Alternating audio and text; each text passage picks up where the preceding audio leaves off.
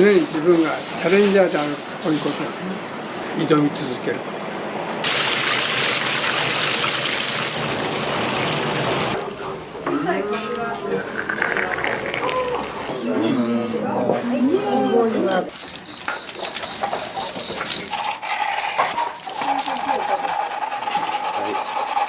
こういうものを作りたい、こういうものがいいんだっていう、我々はね、やるだけのことをやるだけです。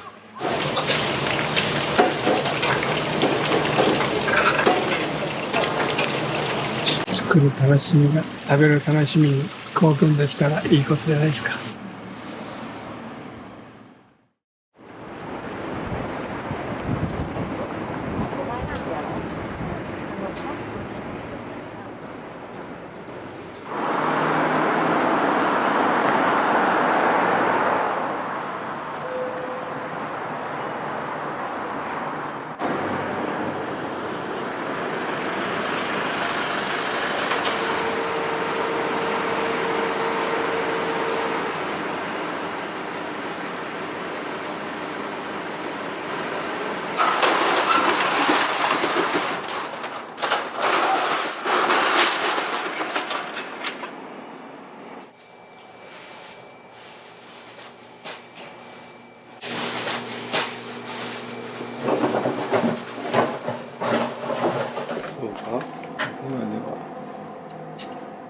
こっちから出ようか。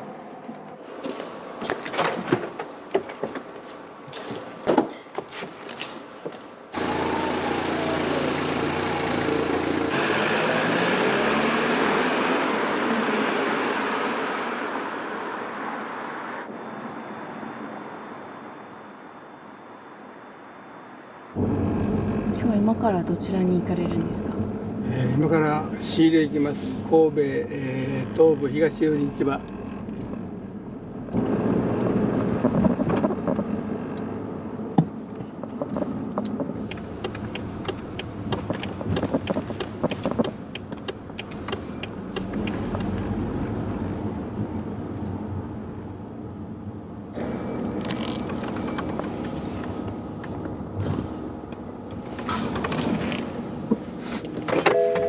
到着。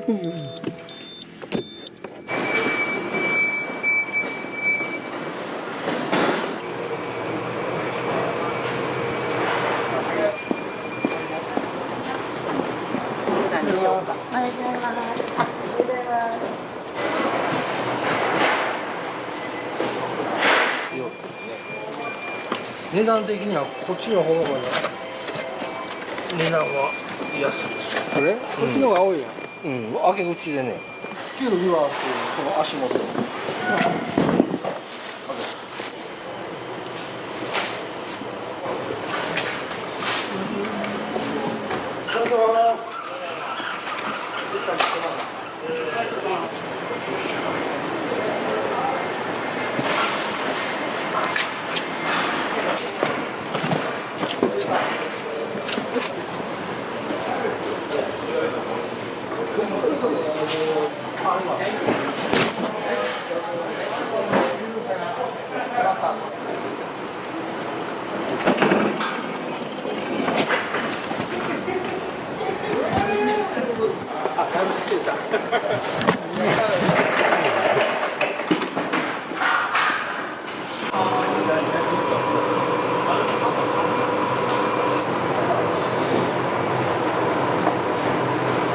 ていうのは冬場の方が上がるんですよ。結局水やれへんから濃縮されて、これがいやこれは茨城やったかな。これが糖度の数字なんですよ。冬場になったらもっとね、そのブルックス9とか言って9っていう。ありがとう。はい、ありがとうございます。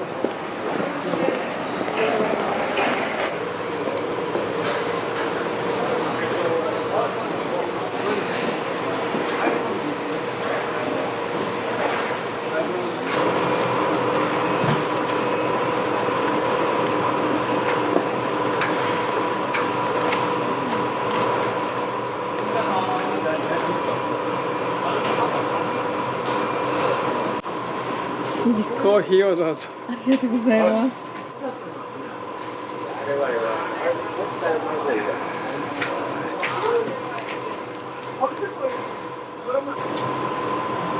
情報収集の場会話をちょっとねこれねどこどこの何は今美味しいと思うここでいろんな人といろんな話をしてちょっとこう知識を深めていくみたいなね市場へ行ってその活気をもらうというかジョニーが2800円。上がってます。この内容。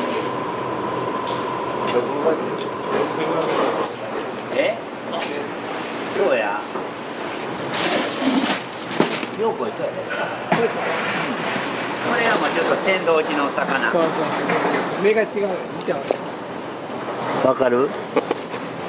これぷくっと膨れてんねん。それとこう白い。でこれへこんでくる。どないとったらええのな。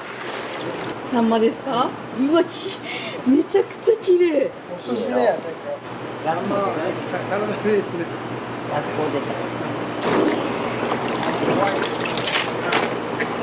夏の魚や言うけど今が一番。これ5本いこうか何を？ハモ？使う？聞いていこうか。よろしくはい、ありがとうございます。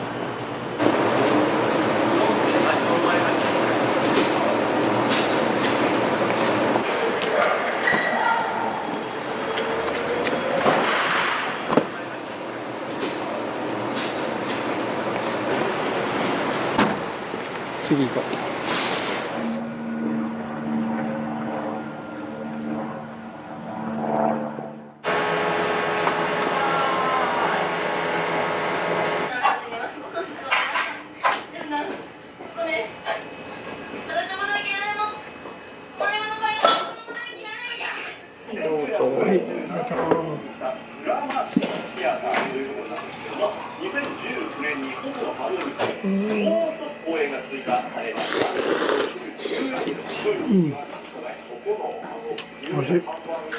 55年の伝統の味だな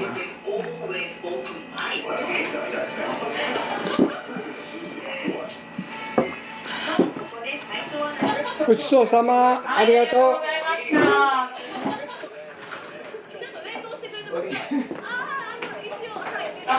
はいありがとう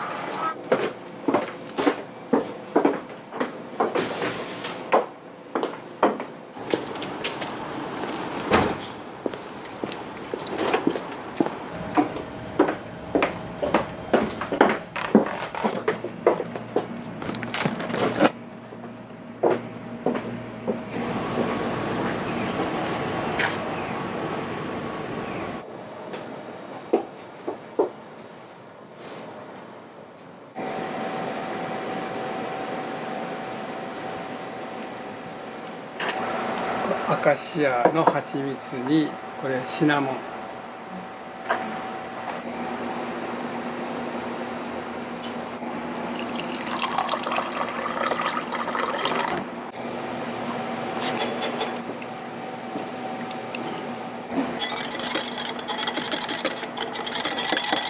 シナモンの相乗効果ねはいどうぞはいどうぞ今日のドリンクこれありがとうございます。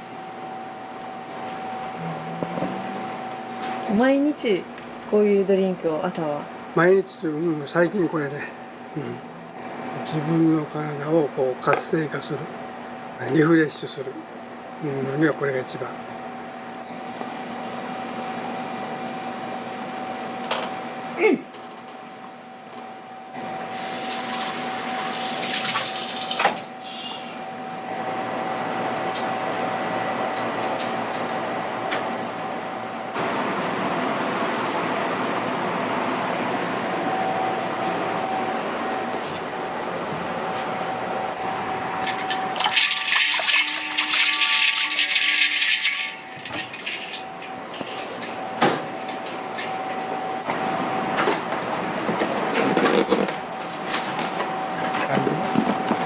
かなり新鮮。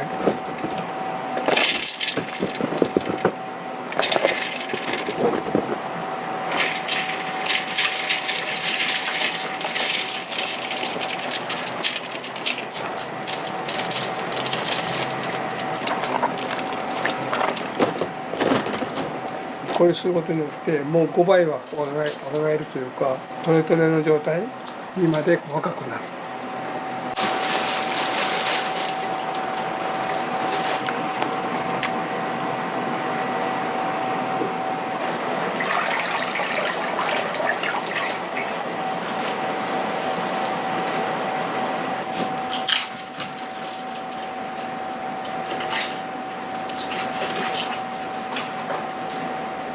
ホタテの貝殻の粉末、処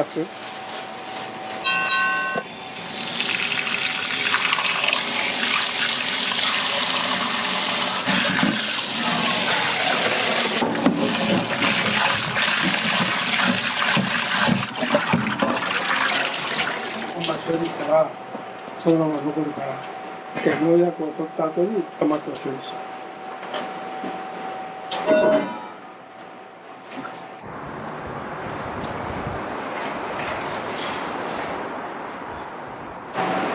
野菜が農家で採れたような野菜に変身するという、より新鮮なものをお客さんに届けたいという気持ちで、こういうものにありつきました。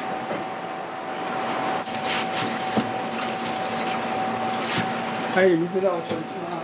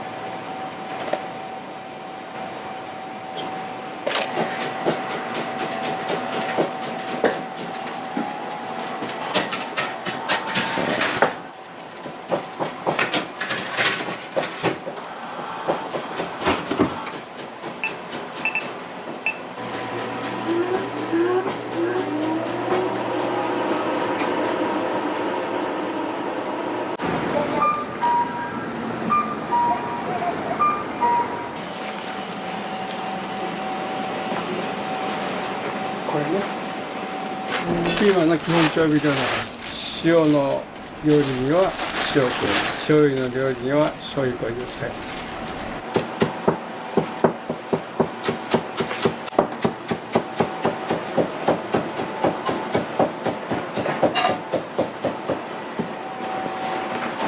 塩を入れて自分の餃子液でなじませます。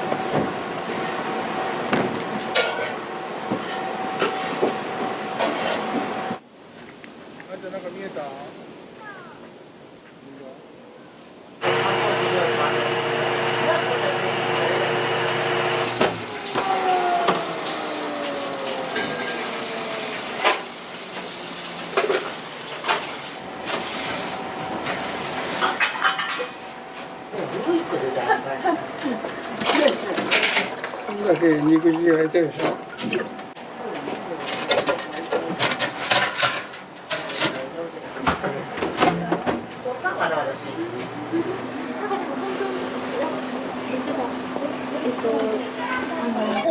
ないよ。ロング経験ですよ。所さん、ありがとう。下の葉も。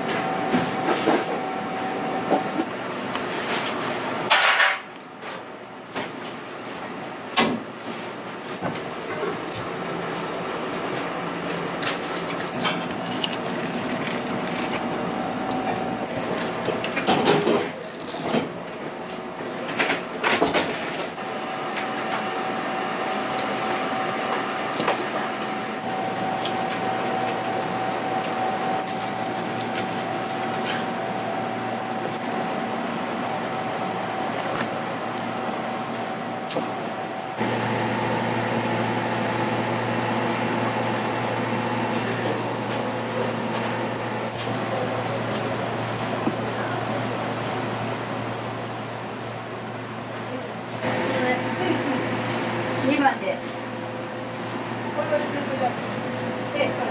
そうで。私も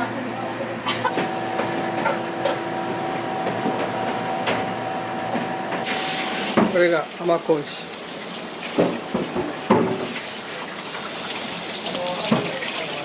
おいしいがいてます。純米吟醸。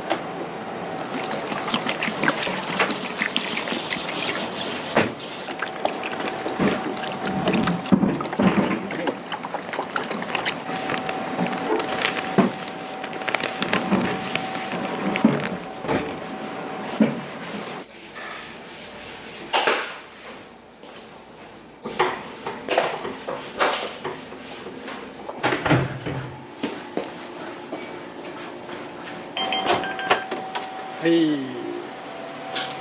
ラード反応。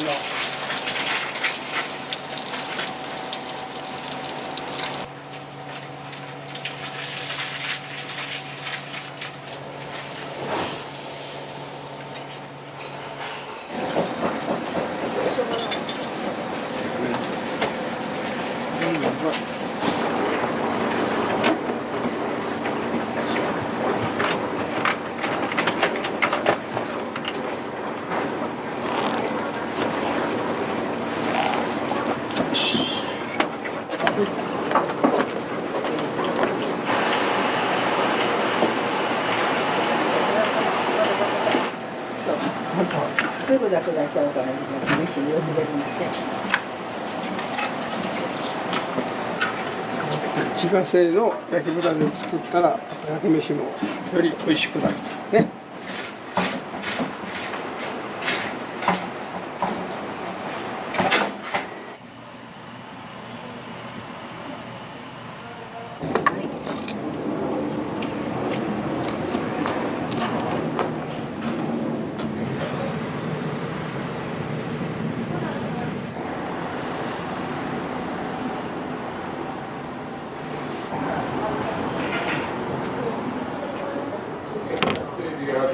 そうそう。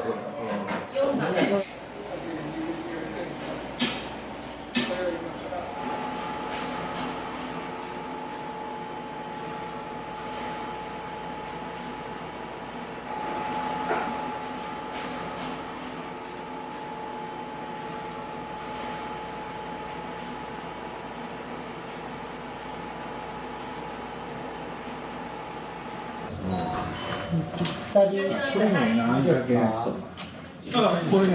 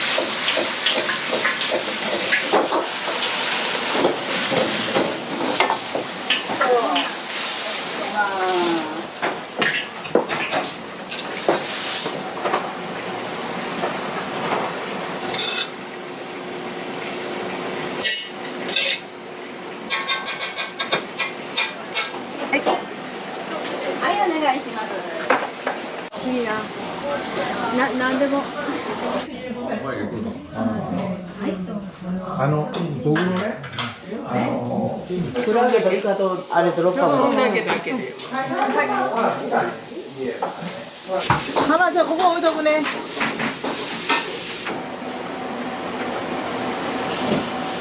次入ってるのは。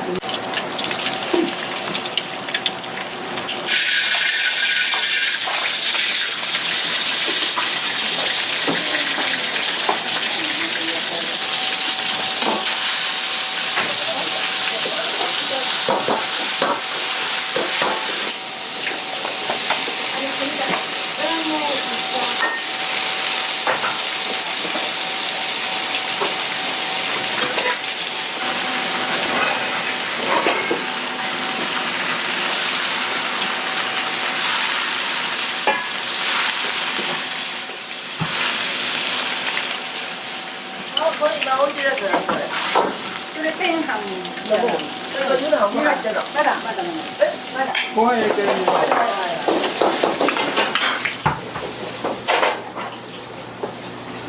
これが2段も入ってる。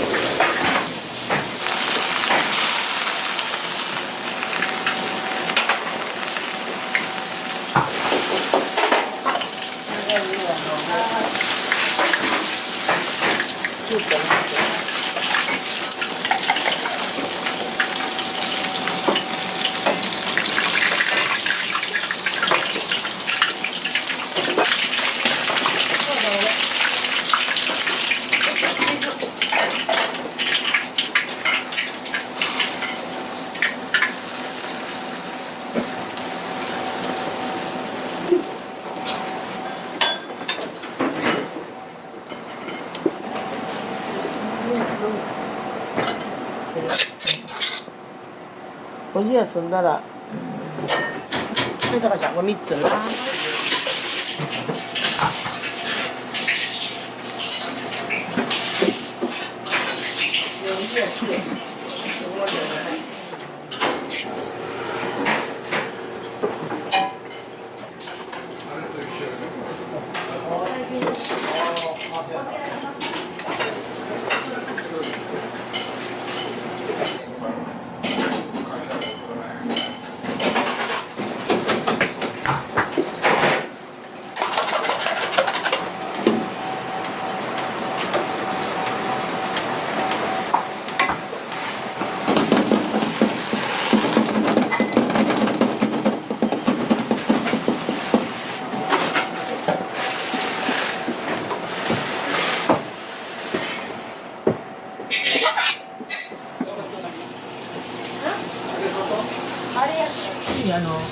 はいどうぞ。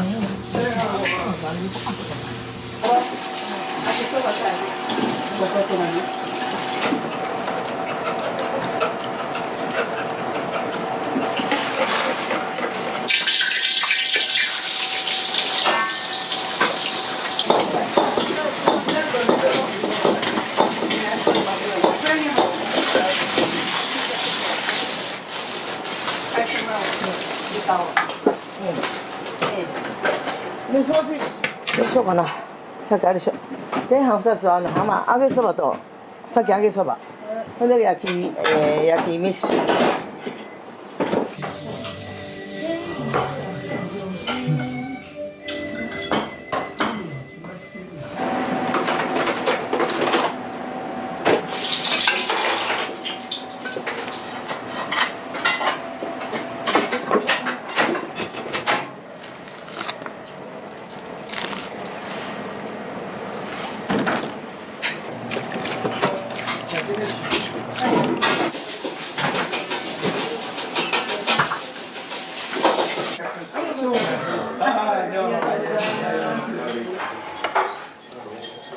幸せですね。ではいただきます。美味しそう。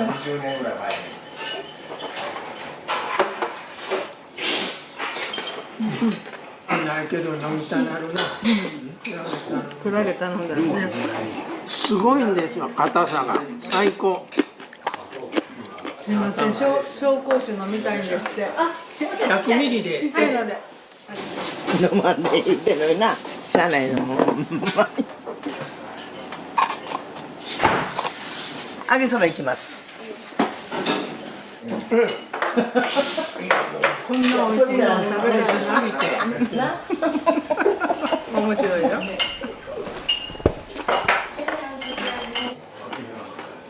美味しいよな。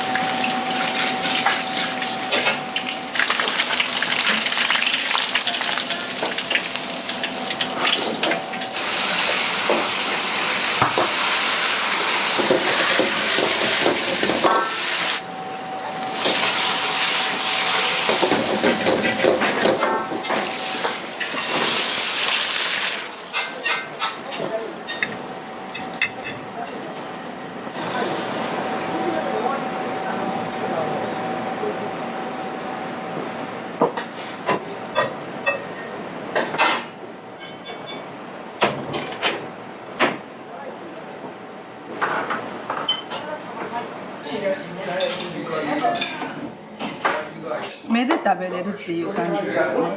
こんなに綺麗にね、していただいて。こっち入れてますね。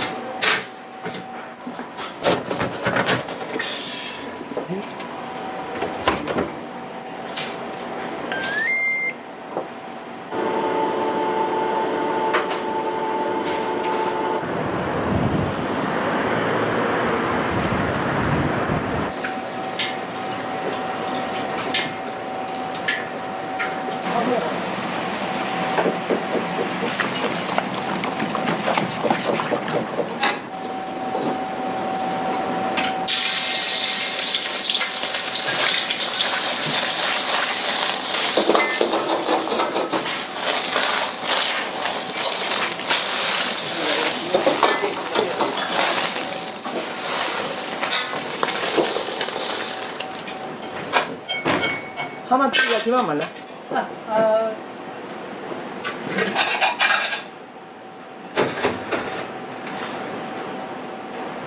で次焼き飯。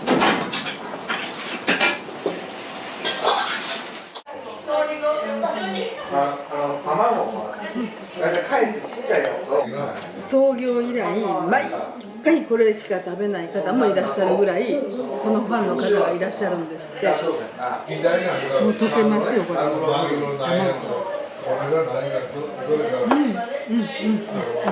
よかったね。もう時間が30分ぐらい。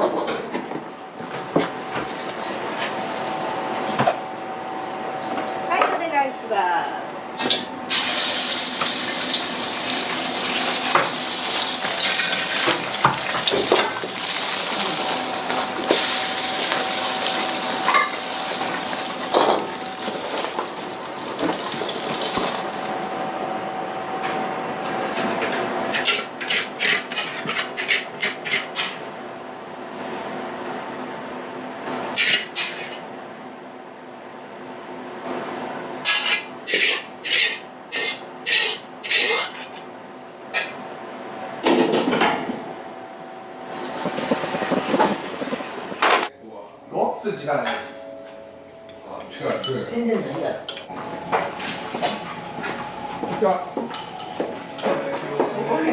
んな映画びっくりやね。いやそれ。ありがとうございます。ママありがとうどうも。ママほんなら今度次1月3日やね。ありがとう。はい、どうも。ごちそうさまです。混ぜられん。あらあれをどうややこしい。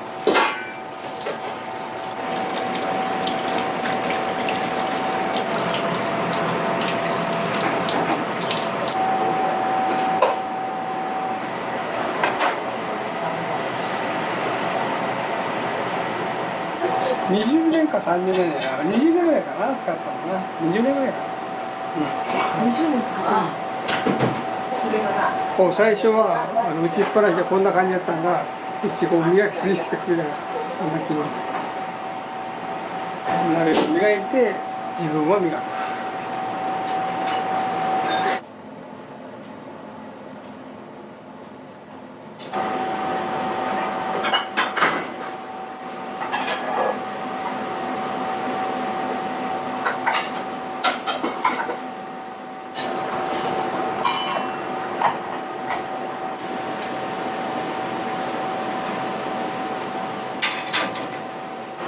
何名は恵みの雫で甘い酸っぱい辛い辛い苦いの5味のバランスが入った醤油になります。でこの甘いのは鹿児島産の甘露醤油その柚子胡椒の塩の辛いそのもう一つの辛いは青唐辛子の辛い苦いは柚子酸っぱいはレモン合わせ方は卵かけご飯とか普通に買ってきた刺身とか寿司とか家庭の食卓が潤うような味付けになっております、はい、何につけても合うという。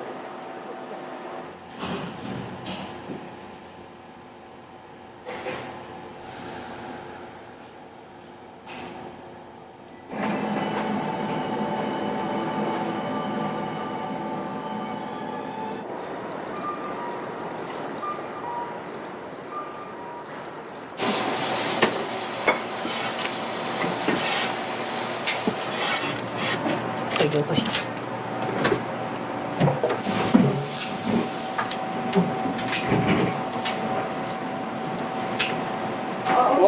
和光堂の原作り。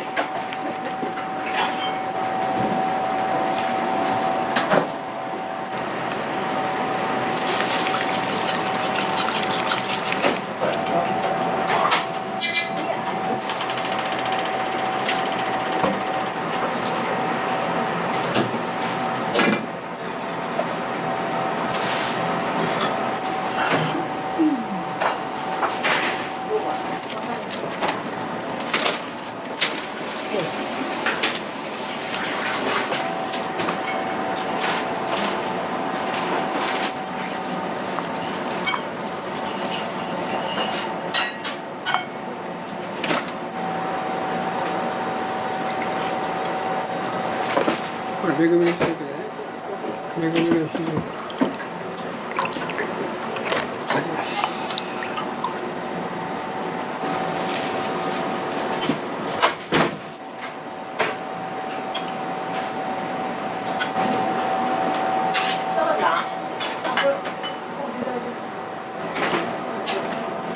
今朝5時に市場で見た味噌汁に変身しました。何でもいいです。はいどうぞ。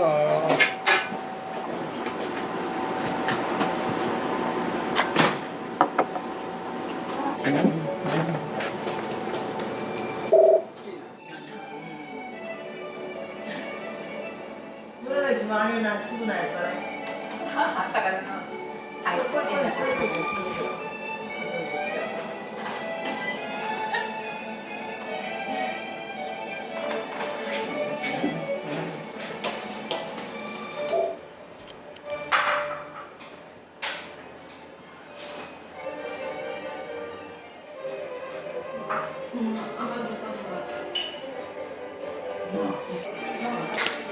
いただきます。いただきます。うまっ。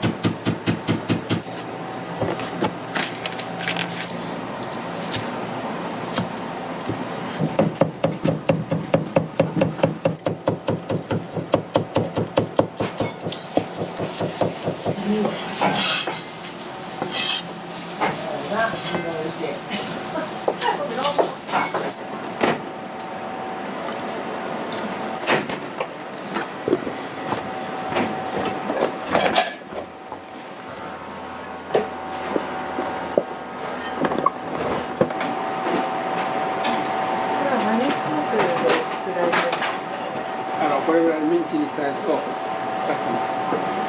一回こして冷やして置いて、でまたこの後は水出してミンチを足す。ちょっと継ぎ足して40年。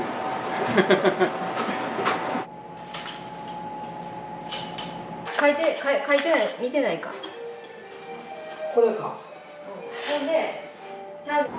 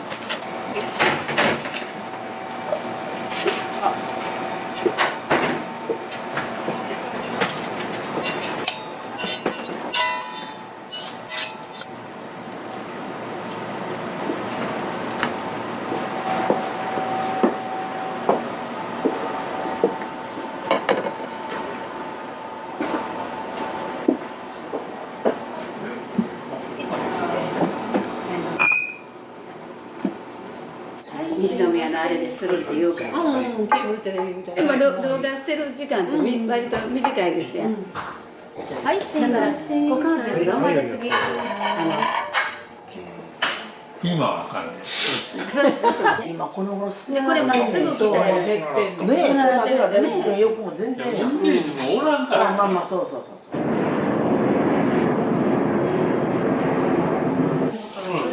そうですね。お寺の企画やからな、いつももうお寺さんのは自由に任せる。ほんならお昼休みとか夜帰る時とか寄ってきてるから。だから持ってきても貸そうかなと思って。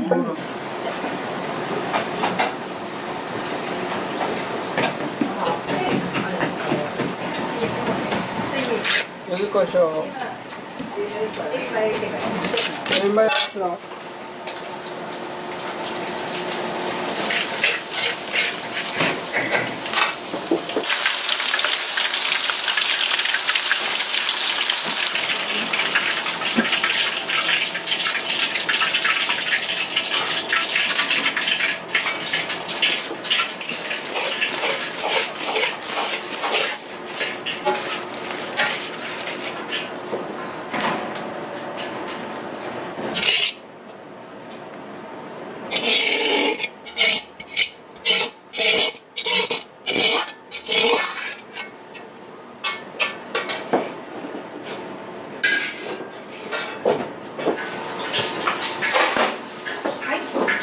これ生まれたらここで死ぬんだ。あんたはそう思ってるやろから。そうや。だからあんたはそれで死ぬのやったんやけど。あ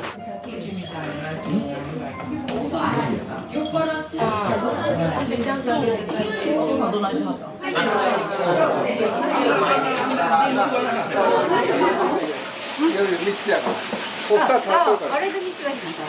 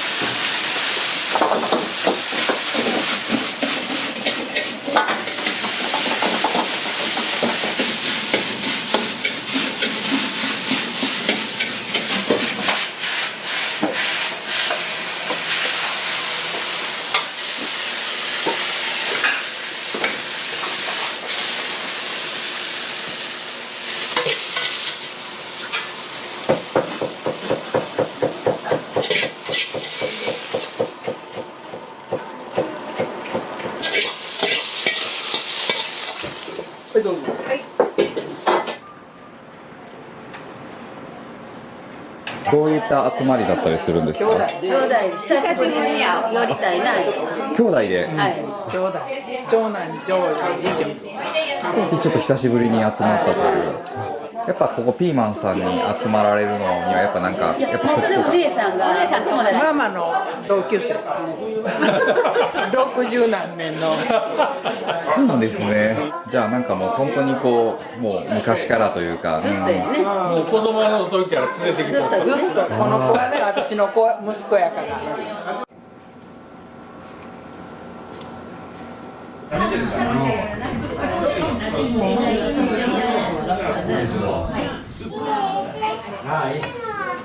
待っときゃあかんけん。あれ書いたか。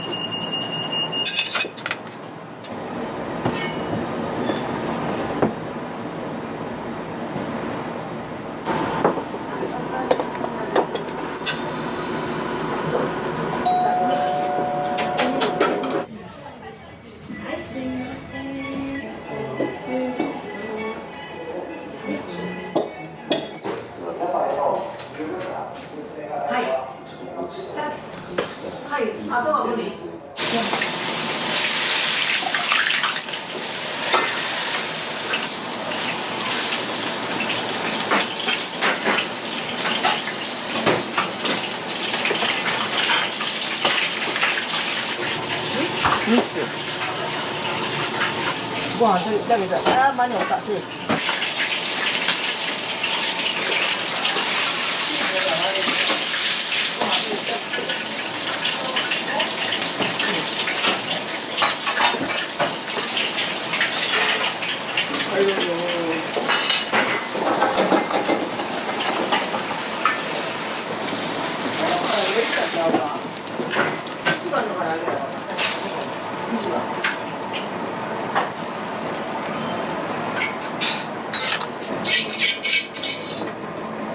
はいどうぞ。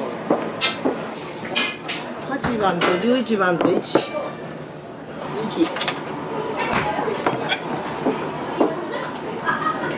8番と1番と1。いや、8番書いてないよ。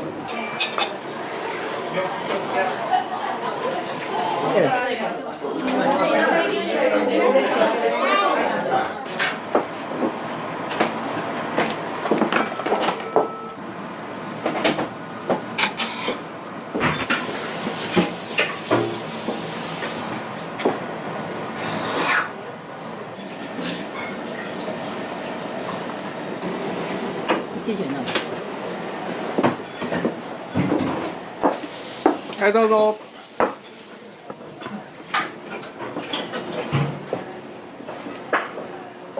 例えばね、20分ずつ来て。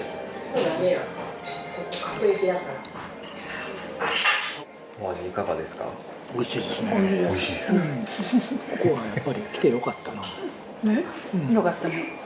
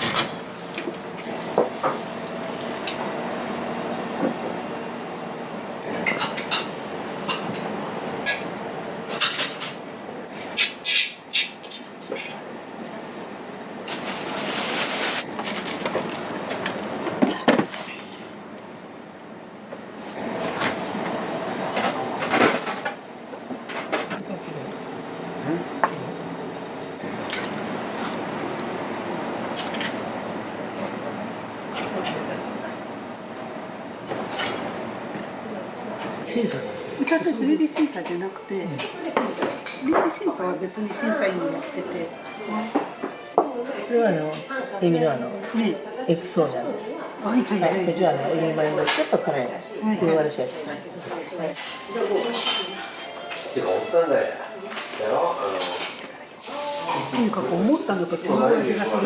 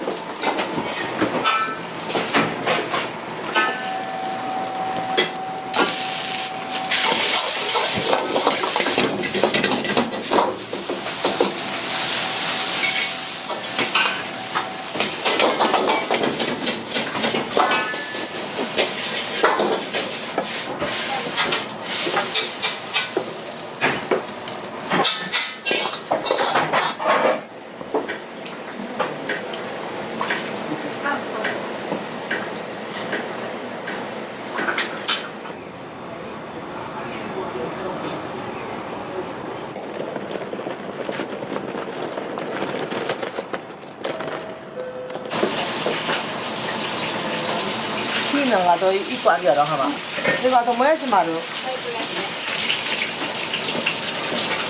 しんだらピーマンいって、上から、この人たちがいったの。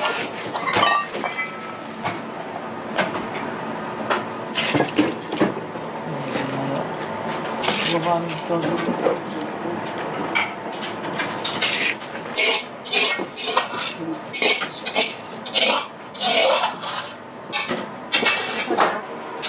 次これ8番、次11番。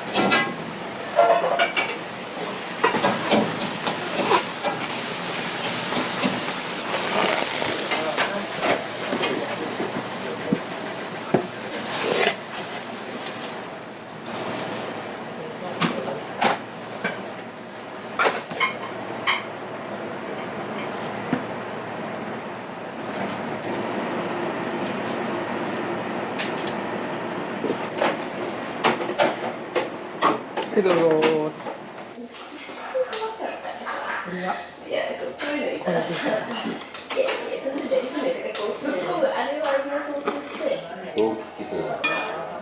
それもずっと進むんや。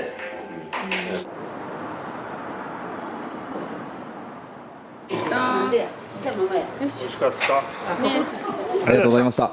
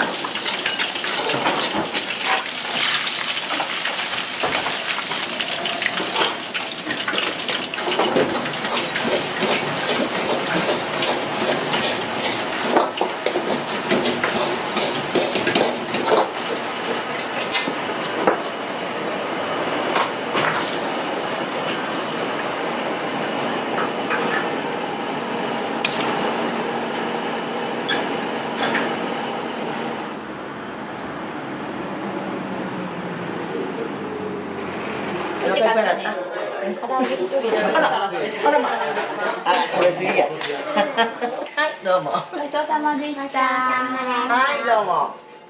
今日は何の集まりだったんですか？運動会で幼稚園の年長さんで。どうしてピーマンさんを選ばれたんですか？私が大好きなんです。だからもう何年も来てるよね。何が一番美味しかったですか？唐揚げ。通いたくなる理由っていうのは？美味しいのとすごくこう温かい雰囲気で子供たちに優しいし、すごくとにかく美味しいよね。もういつもこんなね手作りをねいつもいただいて美味しかったです。どうもごちそうさまでした。はい、ちょっとお待ちしてます。お元気。はいどうも。はい。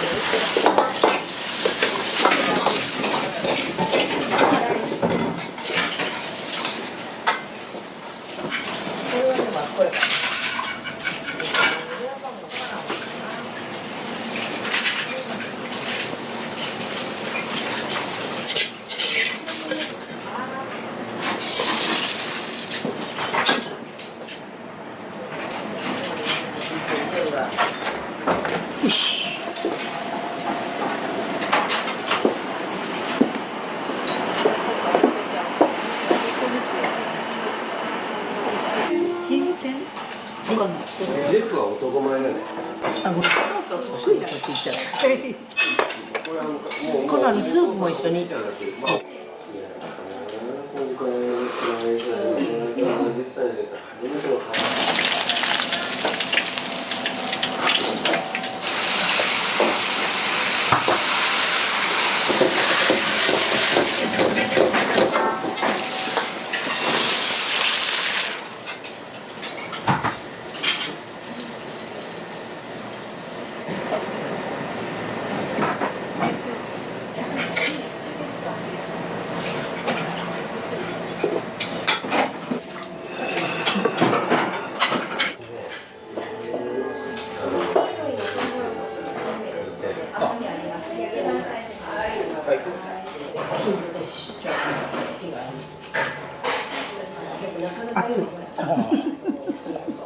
カリに上がってる。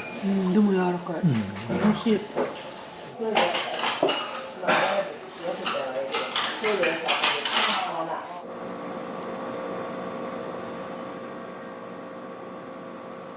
美味しいですね。ありがとうございます。すごい不思議。なんかこう想像がつかない味なんですよね。なんかスープがすごい美味しかったんですよ。そうなんですか。ありがとうございます。で今度夜ゆっくり来てみますって言って。フラット麺。あ、そうなんですね。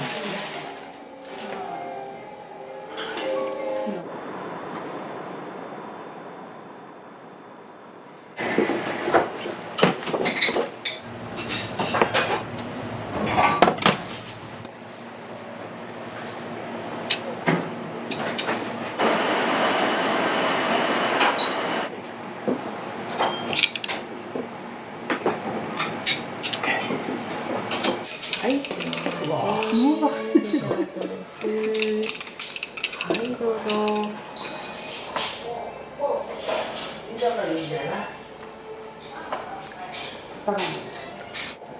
今日のコースはいかがでしたか？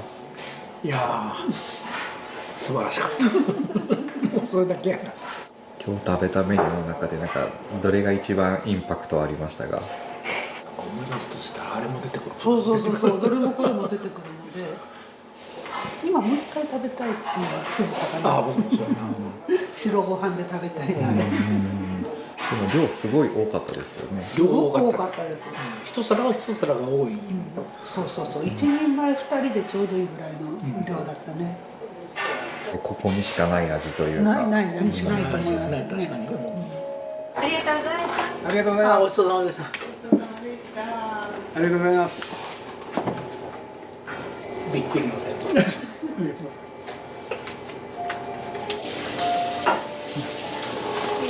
僕のおばが作ってるんですけど、福を呼ぶフクロウでございます。ですね。はい。で、いただいていいですか。お好きなものをどうぞ。あ、嬉しい。はい、ありがとうございます。はい。プニプニですか。服を呼びます。いきますはいチーズはいいいですね大丈夫ですかはい、ありがとうございます。はい、大丈夫です。大丈夫ですかごちそうさまでした。オーケーですか。はい、大丈夫ですちゃんと、さすがちゃんと。ありがとうございます。ごちそうさま。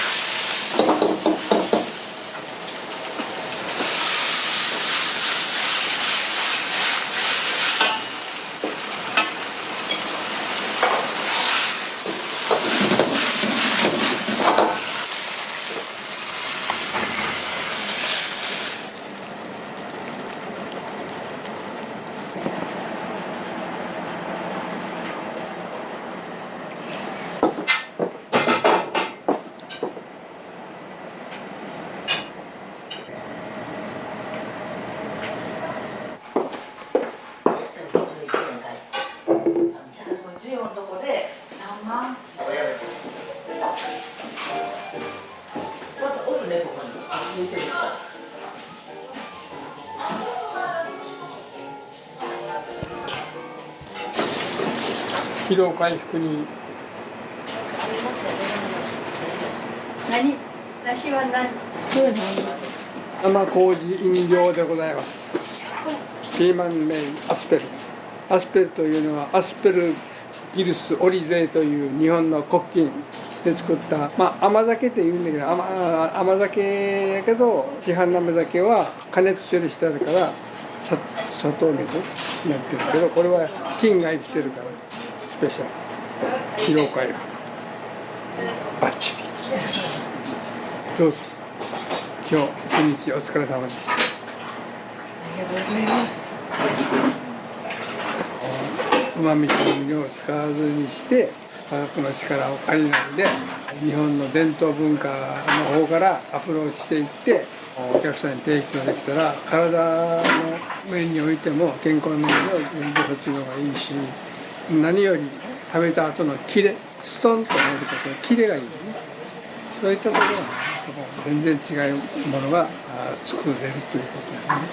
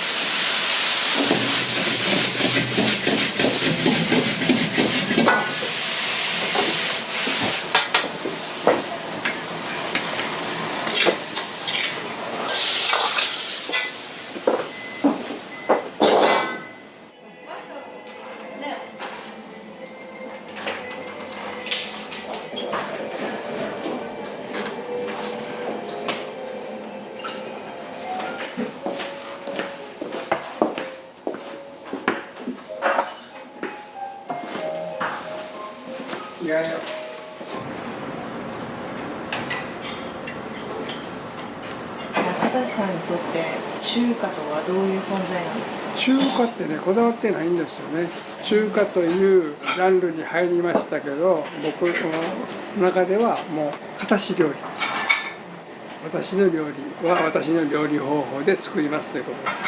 画菜五法、また士官作菜、ひたすらに作るということでね、立てるうちはずっと仕事をし、そこには何があるんですか？そこにはね、何もないんですね。無の境地。ただ食べた人は何かを感じることはあります。それを感じてほしいから自分を無にする。ただひたすらに作り続ける。常に自分がチャレンジャーであるということですね。挑み続けること。それが進化の根源でしょう。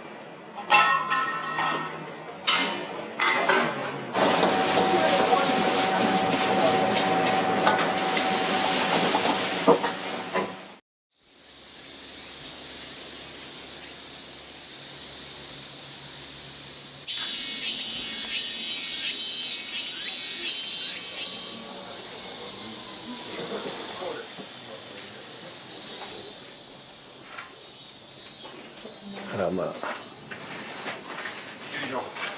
じゃあ私はこれから釜詰めをすればいいな。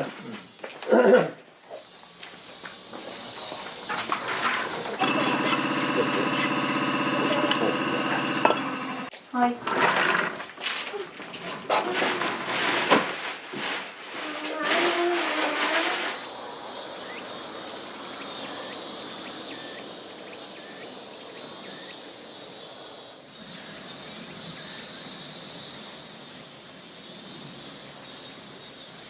はい、わかりました。サイズはこれの2段、つぐね。つぐ。はい、わかりました。はい。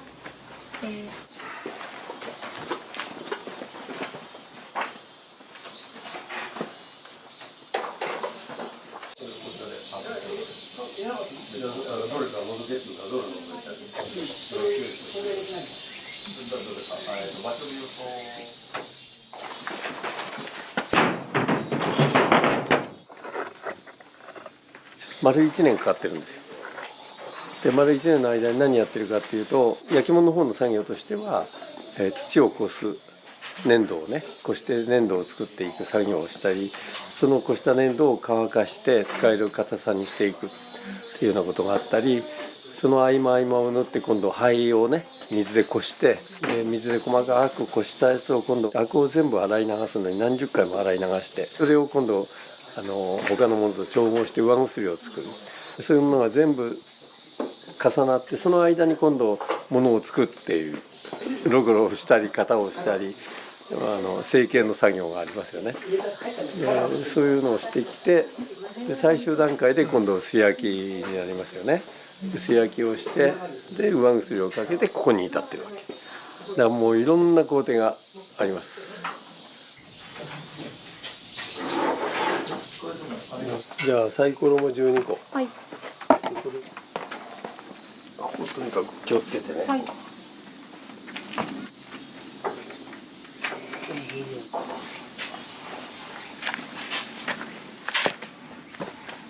水平を取る水平入れません。入れません。うん。はい。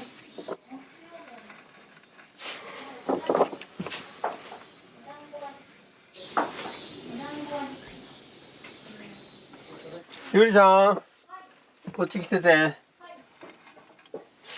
トンネルは時に間にはい。灰を、こああ、の灰をそうなんですか。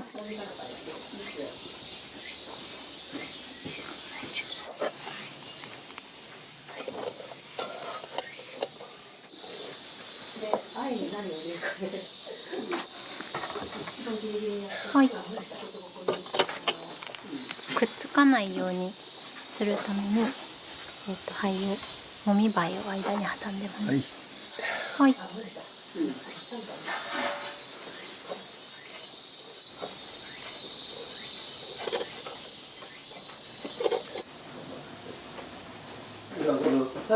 束もらうから。はいはいはい。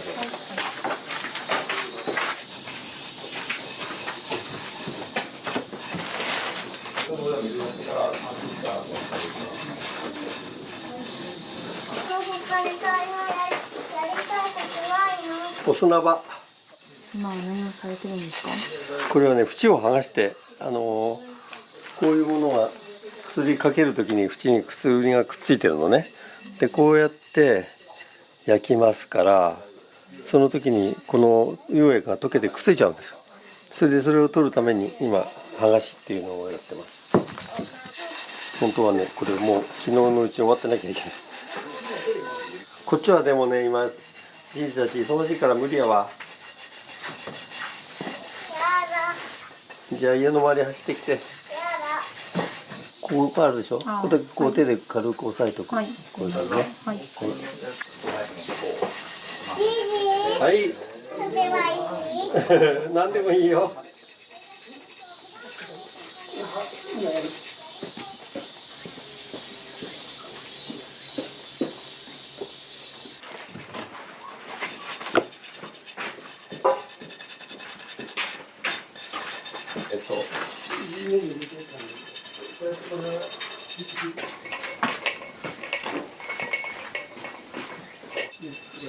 これよりもっとたっぷりはしないで。で、下が。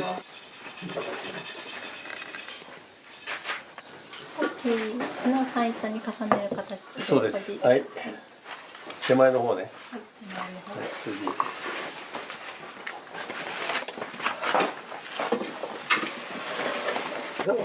いいんで火が通るから。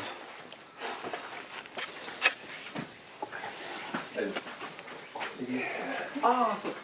それであと何をやるかな。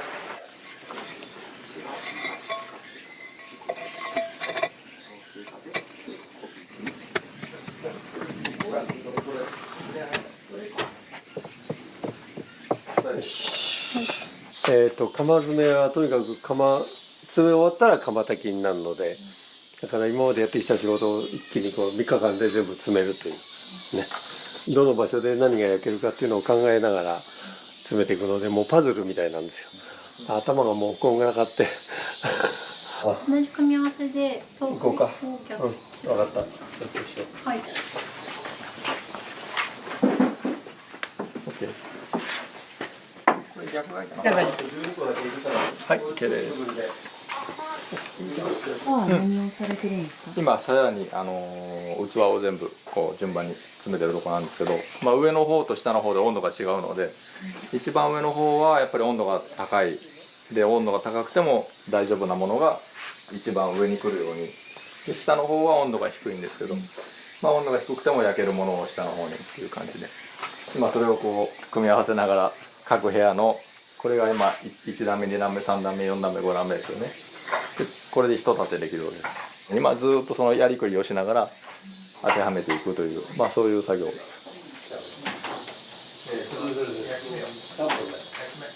この登り窯を使用されてる、理由っていうのは？登り窯はやっぱりね、結局うちトータルで例えば上薬土をね、粘土を取ってきて自分のところで粘土を作るでしょ。それから上薬も灰を自分たちで作ってそれで上薬作るでしょ。でそういう手間、それからそういうものをじゃあどういうふうに焼いたらそのが一番きれいに焼けるかっていうのを考えた時にはもう登り窯しかないんですよ。でガス窯なんかで焼いたらそこまで苦労してね下準備してきても結局焼き上がりがなんかつまんないものになっていくので、結局焼き物っていうのは焼き物と言われるように焼くっていうことが一番本当は大事なこと。やっぱり登り窯っていうのが一番自分が作りたいものに一番合ってるっていう最終的にはそういうことなんですけどね。もう一つは象徴的なのはこの仕事場の奥にこれがデンとあるというのは常にこれがね仕事全体を見守ってるんだよ。だから登り窯さんが一番大将みたいな感じ。そういうイメージです僕らは。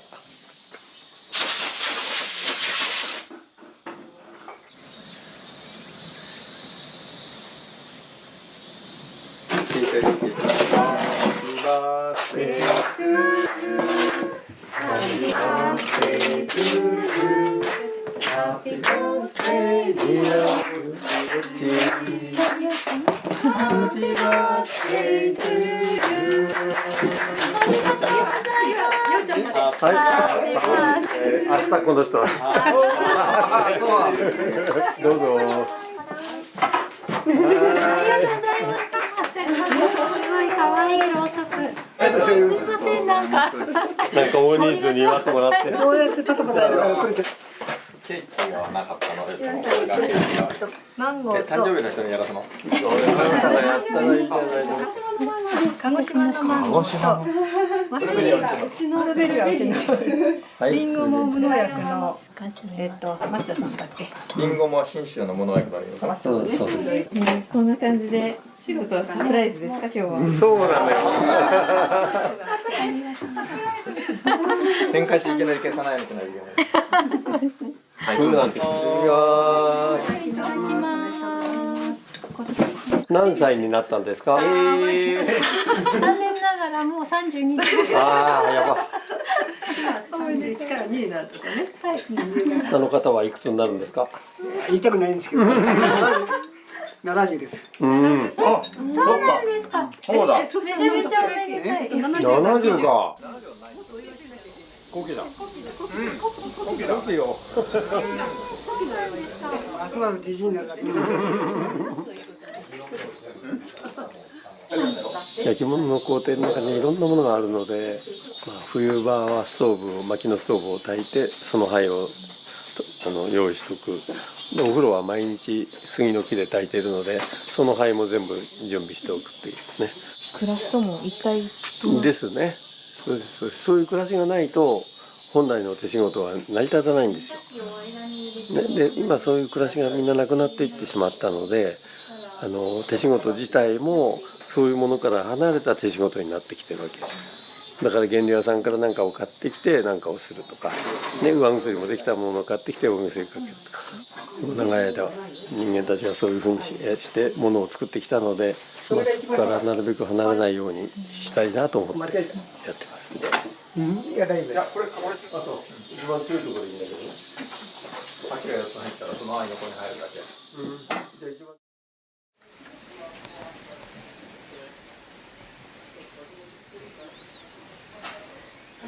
こんにちは。ピーターさんです。ピーターさん。去年の10月かな。10月だったね。に移住してきて、こちらに。はい、笹山に。でちょうどさんがこの家を買ってって言って。なんか手伝いましょうかって言ってくれたので、じゃあちょっと今日最後巻き運んだりするので。順調に結構進んで。そうですね。配置に関しても。割合が早めに準備できたので順調に進んでます。前にこのぐらい空いてるでしょ。ここの前。はい、あそこ下に穴があってそこに薪が入るわけよね。ここから薪入れますからね。でその薪がここをぐるーっと回って次の部屋に行くでしょ。炎がね。だからその炎が通り道を開けてあるっていう感じで、あんまり高くしちゃうとこの火が回りにくくなっちゃう。あとはもう焼きながら全体をうまく調整する焼き方をその一番下で焼いていきます。社長お帰り。よいしょよいしょ。はい、よかったよかった。はい。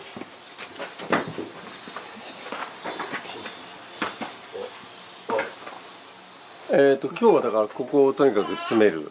あそこにある壺類をもう全部乗せて詰めていきます。降りる。間違えた。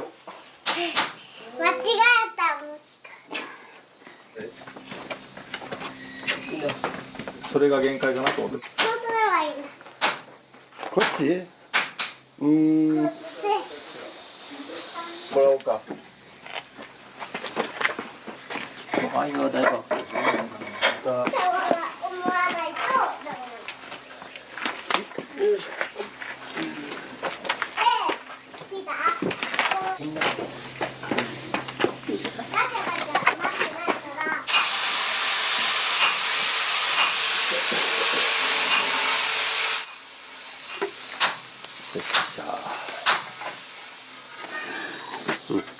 何を塗られたんですか？アルミナって言ってね、酸化アルミニウムの粉で焼けてもくっつかない、溶けないんですよ。だからこれに物が乗っかってもそれにくっつかないっていう。はい、じゃあ壺をもらおうか。ピッチャーから。あれ壺。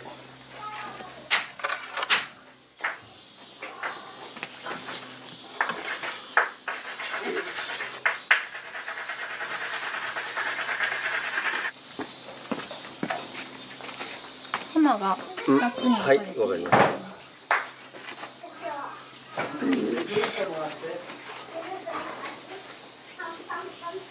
外じゃないよ。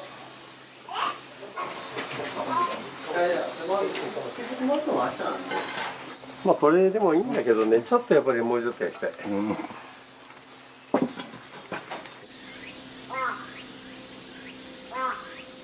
これだけちょっとくっつかない。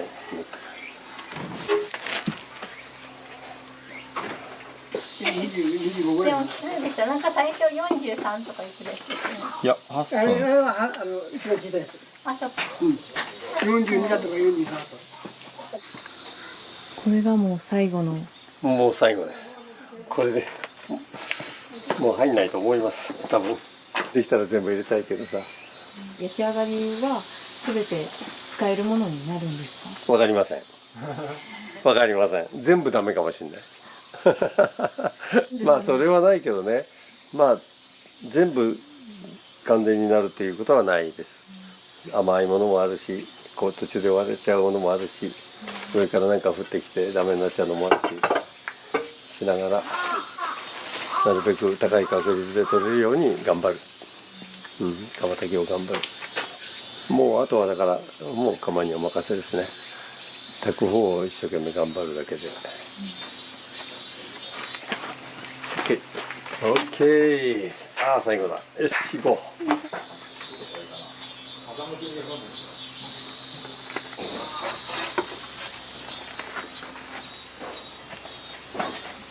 入るね。まだ入りますか？これね、これなんです。これ溶けてこうなってるでしょ。最初立ってるわけで、これは10番って言ってだいたい1300度ぐらいの温度で溶けるようになってる。で温度計をうちは使わないので、一応これが温度の見る目安。だからこことここの奥にここに入ってます。こことここが10番で、この下のところに9番っていうのが入ってます。9番はだいたい1280度ぐらいで倒れる。だからこことここでちょっと温度差があるんだけどね。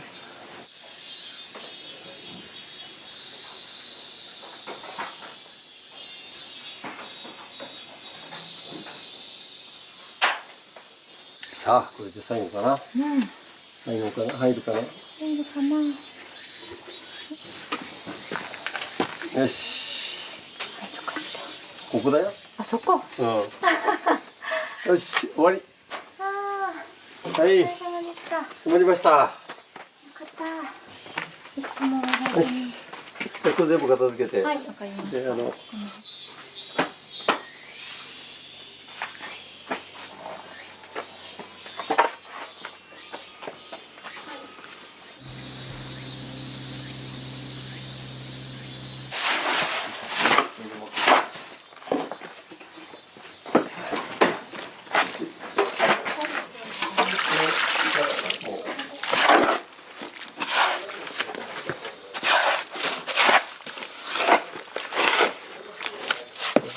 扉をね閉めるときにレンガの目地に使う木です。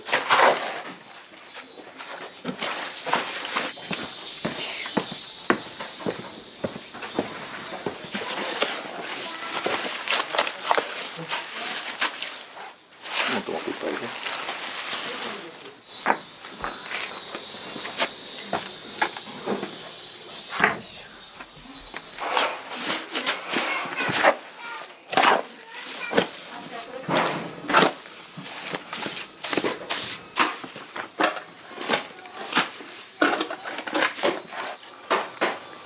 レンガ、この下のレンガだ。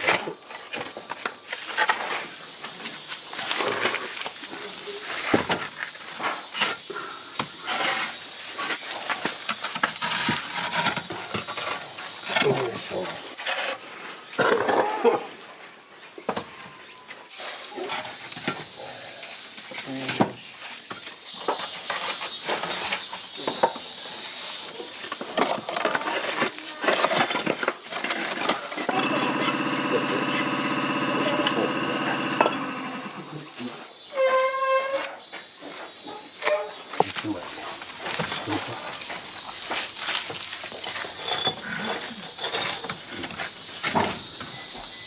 よし。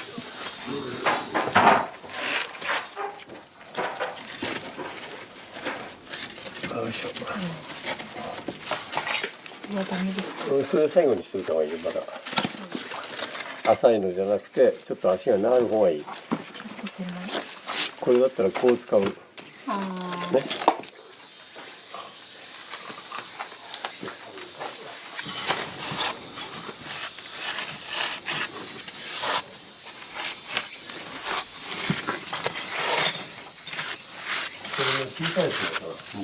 ここだけはこれが開け閉めできるように作るっていう。ちょうどここが薪の入れる口で、反対側にも同じ場所に開いてるので、左右からこう同時に蓋を開けて投げ入れるっていう形になります。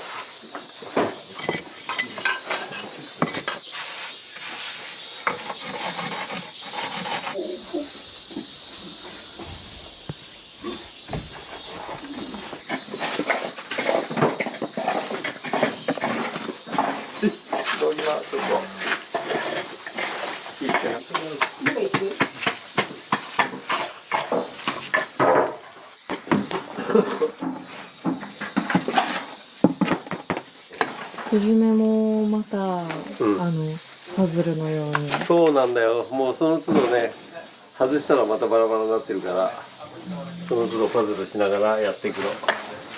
それを楽しむしかないね。開けれるんですか？焼き終わった後は。焼き終わった後は開けれます。この今目地したでしょ。この目地したのは土だけでやっちゃうとカッチンカチになっちゃう。で砂をだいぶ入れてあるので、あんまり粘り気はないのでバサバサ落ちるけど、開ける時はねボロボロボロって取れるんですよ。土を割るようなことはない。ね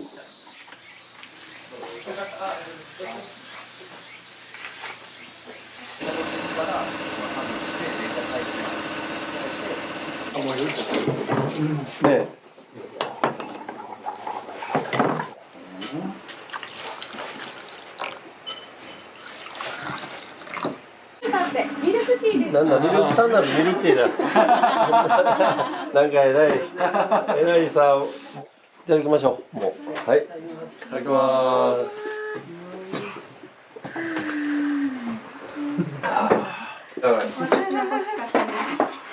もうみんな飲んじゃう。ジュースは作って熟成させなきゃいけないんですね。その間に発酵させちゃうとお酒になっちゃう。美味しかった。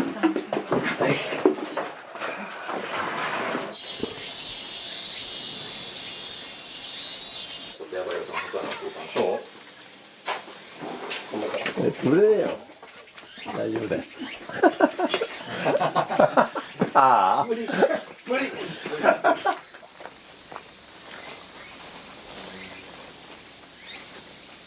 結構量運ばれるんですか？すごいでしょ。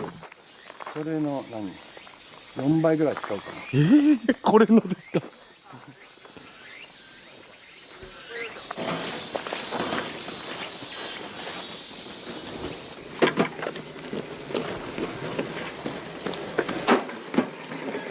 この上でいいですか？はい。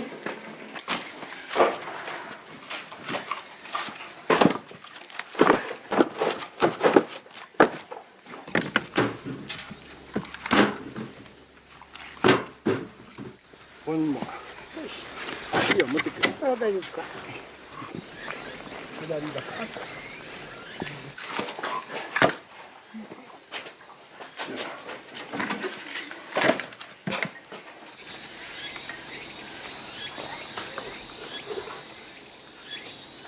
お風呂。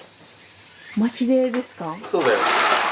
これが杉の木です。杉の木の薪で、この灰もワン薬になる。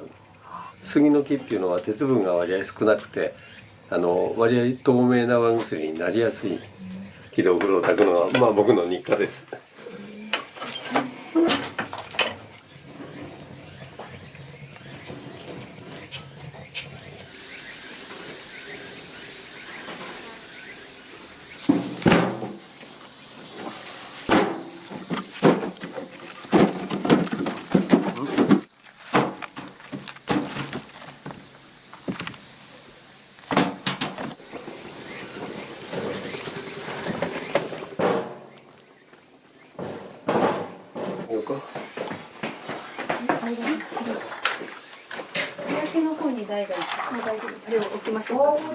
よいしょ。こっちやってみて。はい、お願いします。この辺に置いたらいいの。これをここに。これは斜めだからさ、台がないから。釜を全部詰め終わって、今度これから釜に火が入りますけど、あとは釜任せでお願いするわけ。ね、火にお願いする。そのために、お塩とお千枚とお酒でお供えして、釜の神様にお願いします。他の人は大丈夫だね。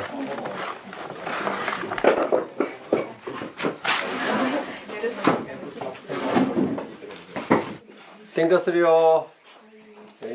持ってきたんだよ。あ、持ってきたの。うん。細々に。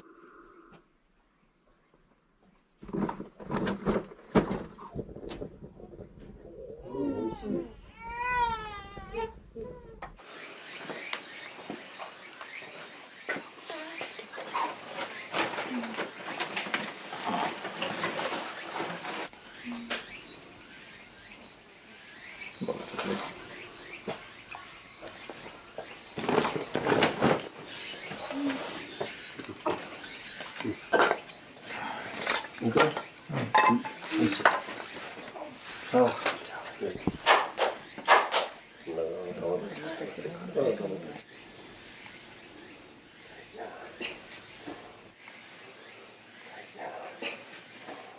さあ、これでいいかになるぞ。ね。よっこいしょ。最初持とうか。はい、じゃあダメだよ。よしよし。はい、じゃあ。辛い。これをお塩を手にとお酒。あ、お酒はこれ入れてもらって。舐めるだけね。こうしちゃったの。こいいとこに来たな。うん、いいとこに帰ってきた。ちょうどいいな。いいだ。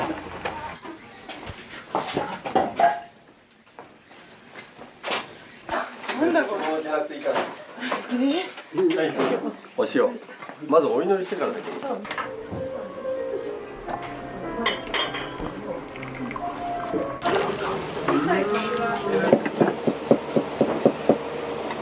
ありがとうございました。今日は遠くまで。お祈りしてよくお参りいただきますように。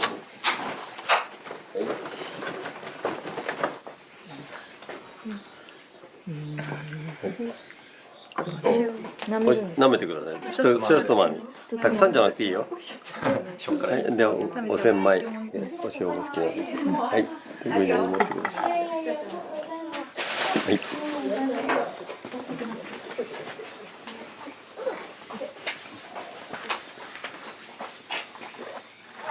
はい、ご苦労様でした。ありがとうございます。ありがとうございます。ああ、うん、これであとはお任せだ。明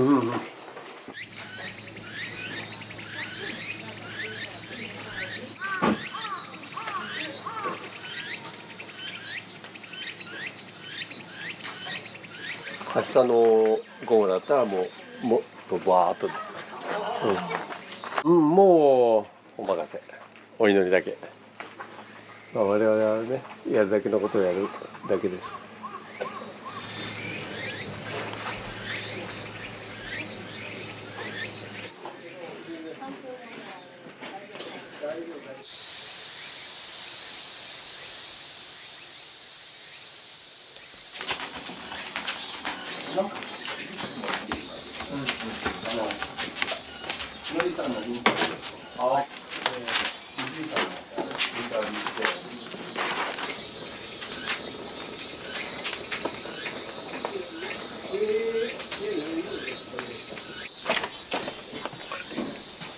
ここなんかもう真っ赤っかになって、下からの熱でうわこんだけ来てるんですよ。吹き出してる感じがね、よくわかる。手前はちょっと黒っぽいけど、真ん中は白っぽくって、詰めた鞘の四角い鞘ももうこうね、真っ赤にこう赤熱してる感じ。だいぶ距離あるの。下で入れたらこれだけこう、もうこうやって。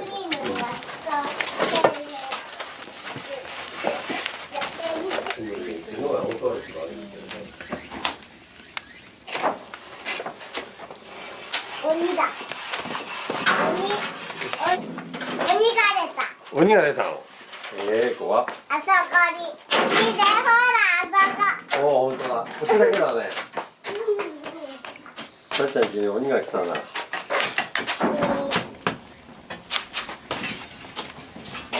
今何をされたんですか？ちょっとそこを狭めて、入り口が狭くなると同じ引きだったら流量が早く流速がね、こういうの大量に入れた時にダーッと燃えますよね。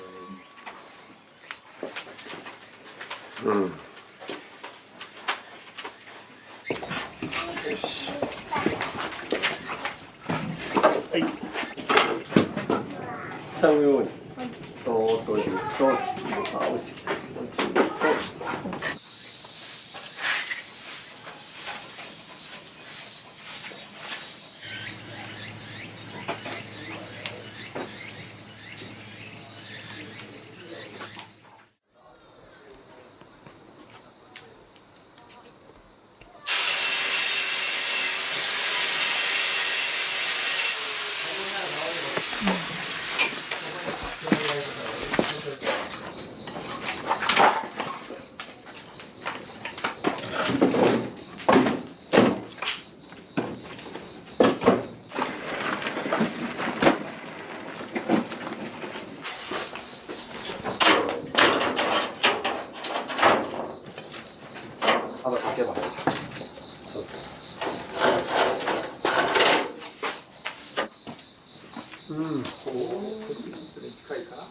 まだね。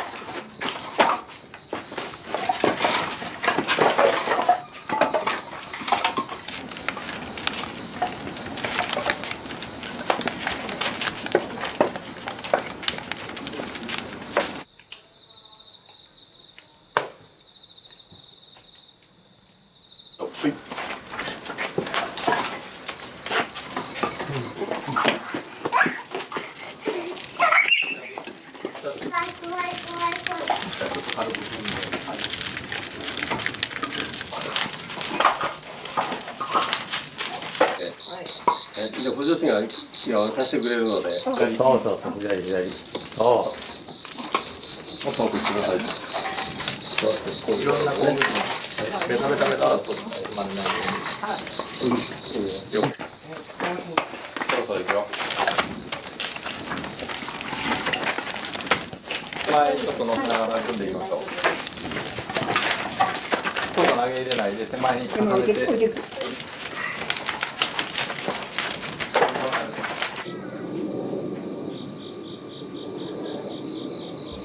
ご無沙汰しております。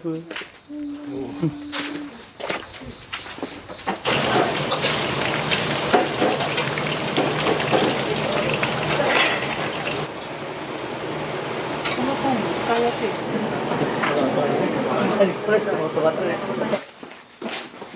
あら、わあ、ありがとうございます。うわー、うわー、九州盛り。すごい。夜食大変だこれ。ああ、これは大変だ。これは大変だ。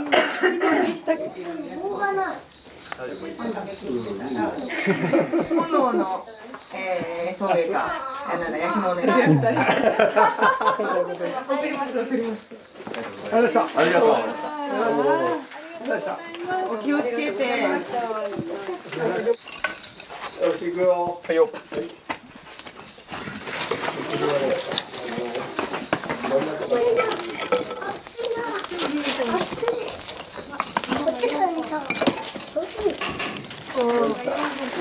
これの繰り返しで。そうですね。さっきまでは下でやってて、それでしっかり一の間が焼けてきたので、今一の間に上がってるって感じですね。で、一の間をこれから焼き上げていく。いいですか？いけるかいね。はい。いきます。はい。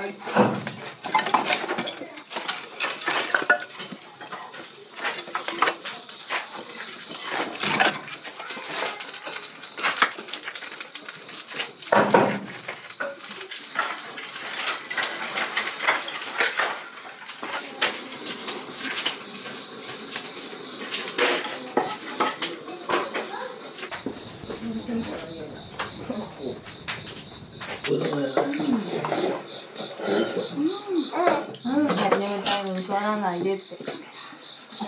どんどん取ってくださいよ。それはないよ。お皿あるよ。お皿ある。ちょっと待って。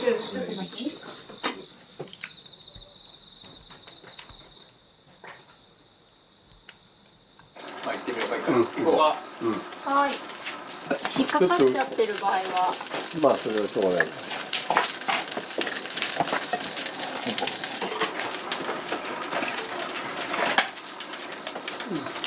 今日避けるようにして縦に入れる。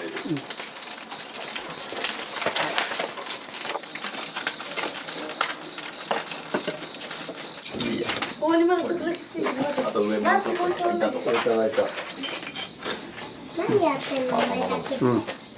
そうだきここに入れたらダメだよ。だからこれで何回かな。まあ10回いくと5足。ぐらいで1回切って中の様子を見て、それでまたどうするか。まあ、そのずっと見てるとちょっと分かりにくいけど、この変化をよく見といて、この感情をまた覚えておいて、入れた時のこう燃え移り。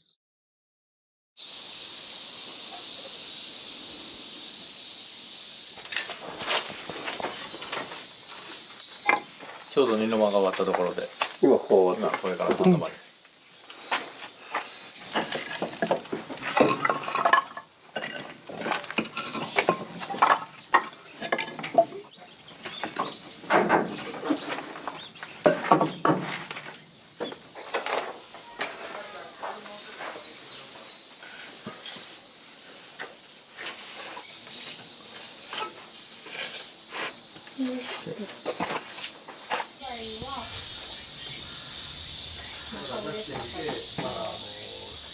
はい、今日。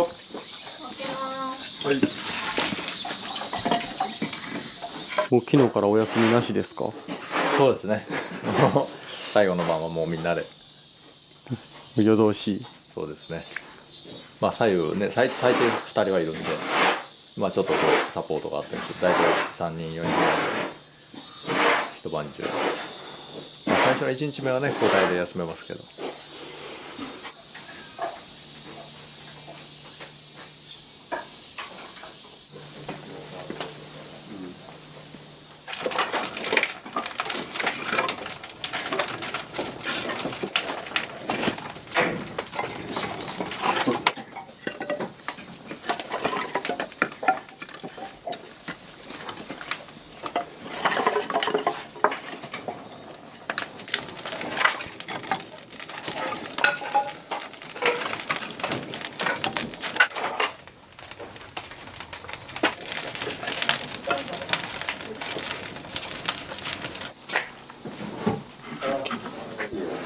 すいません、ありがとうございます。うわ、美味しそう。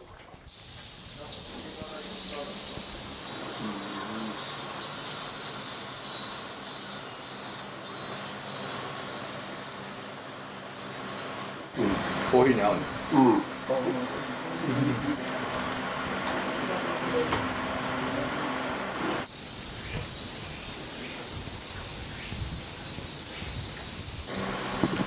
あれだけあった薪がほとんど使われましたね。今回というか1回で何束ぐらい使われるんですか。本束にしたら400ぐらい。400？ 400束は使うだろうね。まあ全体で4トンぐらいかな。4トン？うん、多分ね。2トン車で200は詰めるので。よいしょ。よっしゃ、終わり。炊けましたよ。炊けたよ。炊けた。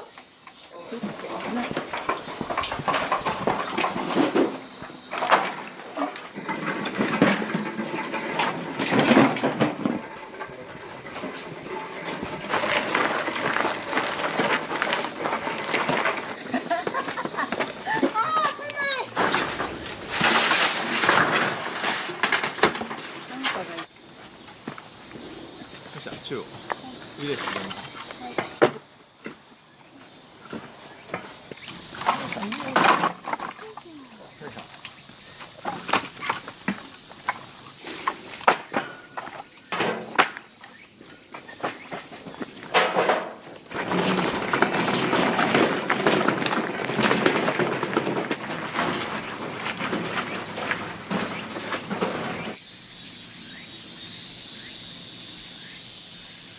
お疲れ様です。お疲れ様です。これであとはもう窯出しまで3日間冷まして待つっていう感じですね。どんな風に焼けてるか楽しみですね。そうですね、本当にね、ワクワクしながらちょっとドキドキしながら。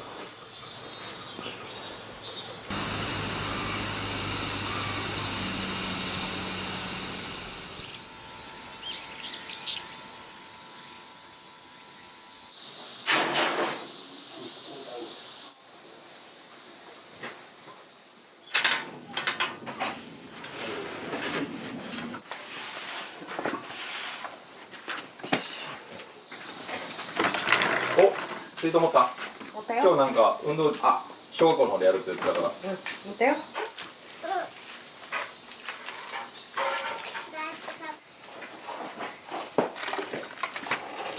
氷入り口だから。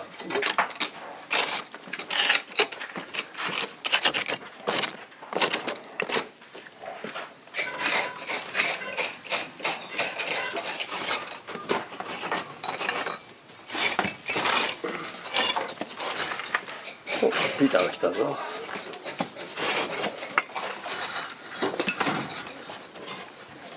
おはよう。おはよう。こんな風になってます。なんか全然違うでしょ。全然違いますね。こういう感じですよ。そうそうそう。よいしょ。よいしょ。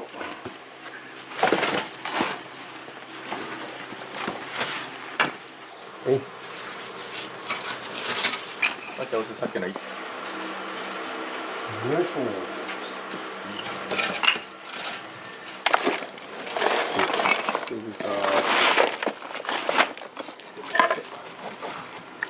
こんな感じだよね。はい。しっかり熱が入ったっていうことですか？そうですね。一応1300をこう表示しているという基準ですけどね。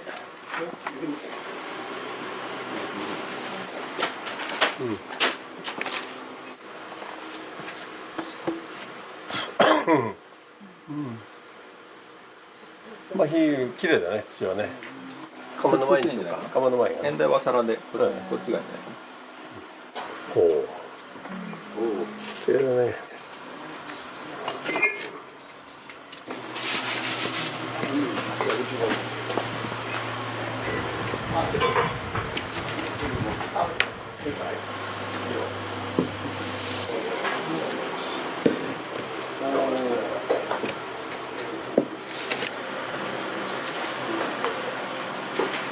綺麗だぞ。下にちょっと甘いね。こう。あ、甘いか。じゃあ取っとこう。ちょっと。こっちはバッチリだから。これは1位に。手前が。よっしょ。地べたに魚を向けておいて。うん。何もしかないです。しかなくていい。いいじゃん。でこういうの場合は皿があるから。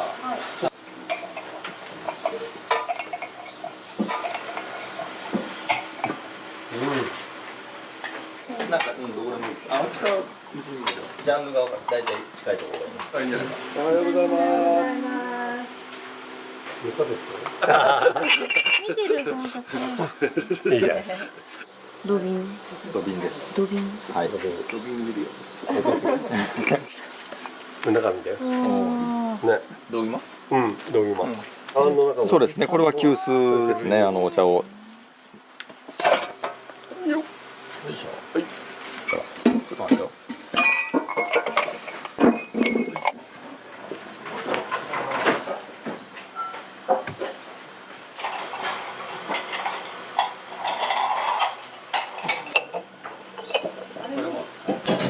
あれはまだいけてないです。見せてもらってなんかちょっとおばあさんみたいだけど。あ、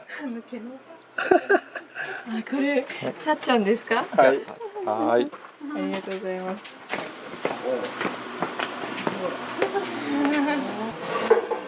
毎回新しいのばっかりで。お茶、岩茶の方で使われるようなものはあったりするんですか？そう、今多分ちょうどこれから岩茶のポットがたくさん出てきます。見えてました。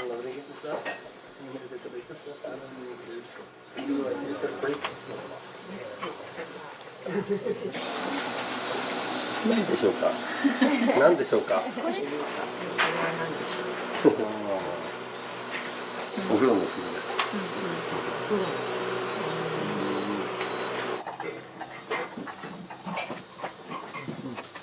よいしょ。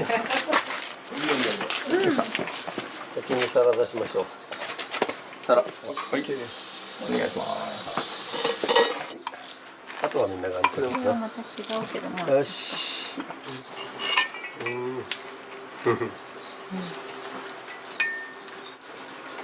今度は給水いきます。パン。ね。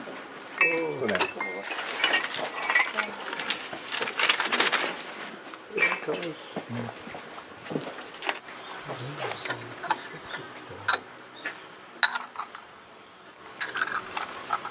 よいしょ。はい。いいよ。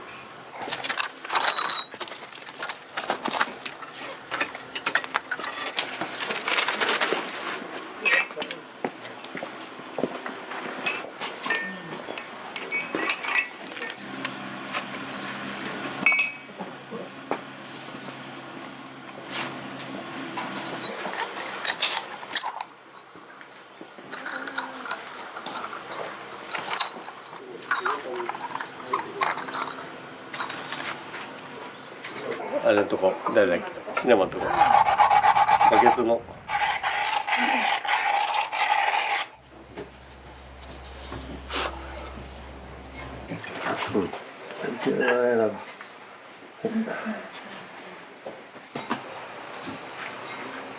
白表示もなかなかねいいよね。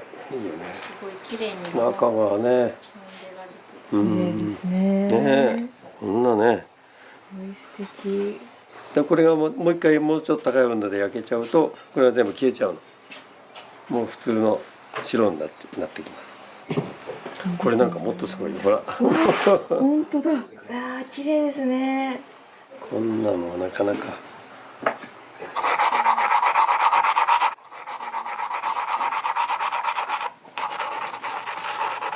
もらいましょうか。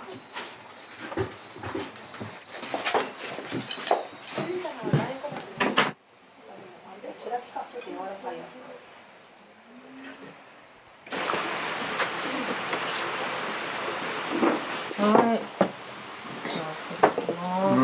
うまい。こうかな。なんかいろいろ。綺麗だね、お砂糖。いえいえ。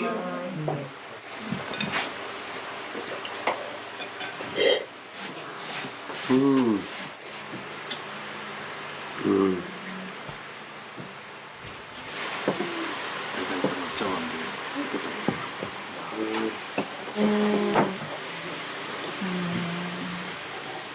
じゃね、美味しい。これにしようかな。やぞ。これも欲しいんだけどさ。前回早かったからね。その前も大きな問題もなく。そうですね。そのまあ三の間のお皿ぐらい。まあそういうことはね。これあれか。これ見てるか。これ太いなんですけど、大体これ。これとかしたか。じゃあ板と。したやなまた。結構売ってるしな。黒もだから一でも。いいじゃん。これついてる。鼻息が荒くなって。これ置いといて置いといて。こっちこれどこ？あ、そうだけど。あ、そう。おお。すみません。はい。はい。ついてる。いけてるな。ようちゃんこれこのまま上置いてて。あ、取れた取れた。これもするやつね。これこのまま上だ。松永さんこれ例のものです。例のもの。例の一味。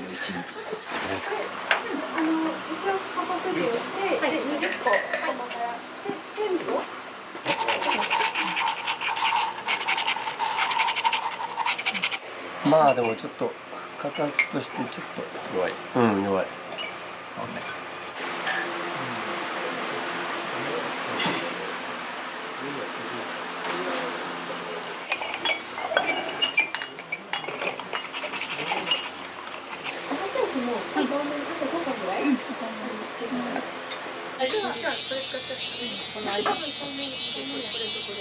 朝起きて朝ごはん食べて一仕事して10時の一服してでお昼ごはん食べて一仕事して3時の一服してっていうなんかそういう、まあ、毎日そういうリズムでねまあ淡々と変わらないことですけどその時間をまあまたすごくこう楽しみながらまたそこでこう何かいろんな感覚が生まれたりとかまたその作るものに反映されたりとか食べる時間そのお茶の時間すごく大事な時間。本当にいろいろ手が回るのであれば例えばもう野菜も自分たちで作ってお米も自分たちで作ってって、まあ、そういうことができたらねもっともっと多分幸せでしょうけどまあそれはできる範囲の限りがあるので。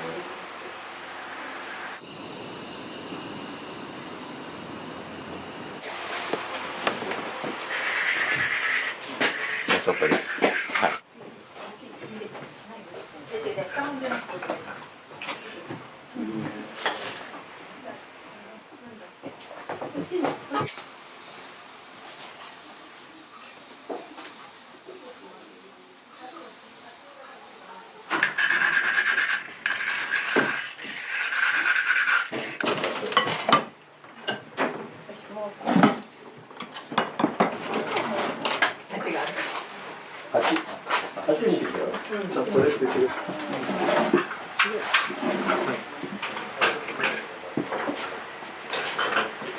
あんまり昼間に夜から寝ちゃうわ。もう寝ようか。もう寝るわこれ。もう寝る。はい、撮ってきますから。動画もできれば。お願いします。はい。まあ猫じゃらしでも可愛い。そういうイメージ。毎回1点ずつ全部違うので、もう困りますよね。飲むのにちょうどいい。これは何に使われる？これですか？これガンチャ用です。茶会って言うんですけど、こちらと、でこれ茶杯。これがお茶を飲むための杯ですね。もう作品さんのお店にあるものは、もうお父様がそうですね。私の場合はですけど、ガンチャに出会う前から私はここでね生まれて、でこの器があってガンチャにも出会って、中国茶っていうとなんかこういうイメージではないイメージを持たれる方が多いんですけど、私の場合はもうこれが私の中のお茶との出会いなので、うちで使ってる茶器は9割5分父の作品です。丹波の器で、V さんのお茶で丹波の水で入れるんですけど、なんかそこはもう私だけの世界かなっていうそれがいいとか悪いとかっていうことは分かんないですけど、私がするならそれっていう。おいしいだけで。でも今後はここまでのこと。でこれが11月の3日。そうです。はい。今回はコラボで。そうです。ピーマンさんがやっぱりなんかガンチャに最初に反応してくださって、15、6年前。ガンチャっていうお茶をやる人がいるっていうところで、ロアンさんっていう今度も一緒にやってくれるロアンさんから紹介された時に、丹波の笹山の土地がすごい好きだから、もうそこでやりたいって言ってくれたのがコラボの最初きっかけなので、なんかキャパシティがちょっとギリギリって感じなんですけど、でも皆さん喜んで予約してくださってるので楽しみです。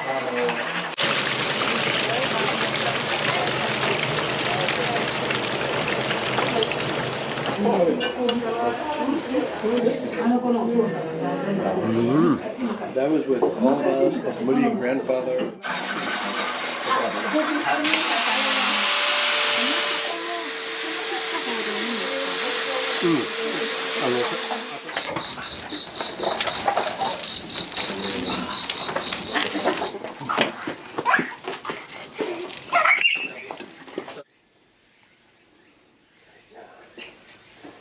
あれのとこ誰だっけ、シネマのとこバケツのあんまり昼間に寝ちゃう。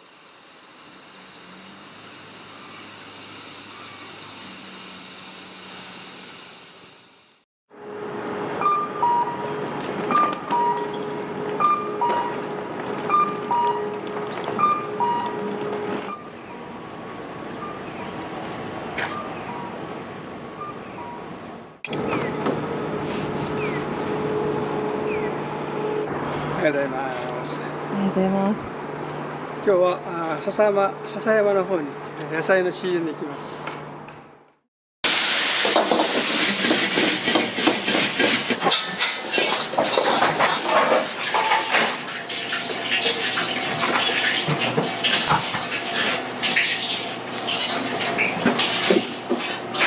今度のコラボがありますので、その笹山の野菜を使って料理をしたいと思うので、平有機農園という方のところでお邪魔します。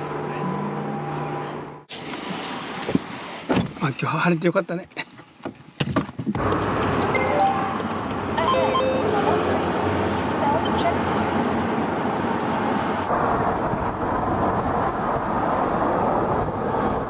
今回はどういったコンセプトで？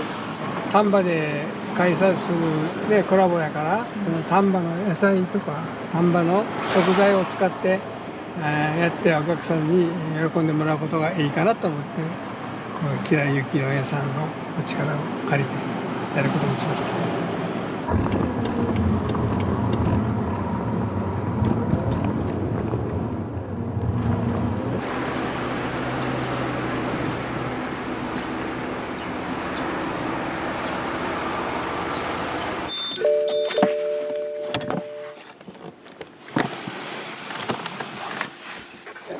お元気ですか？あ、元気です。取ったやつ。あ、すみません。使ってください。はい、早速いただきます。土作りからもう一からやってはる方ね。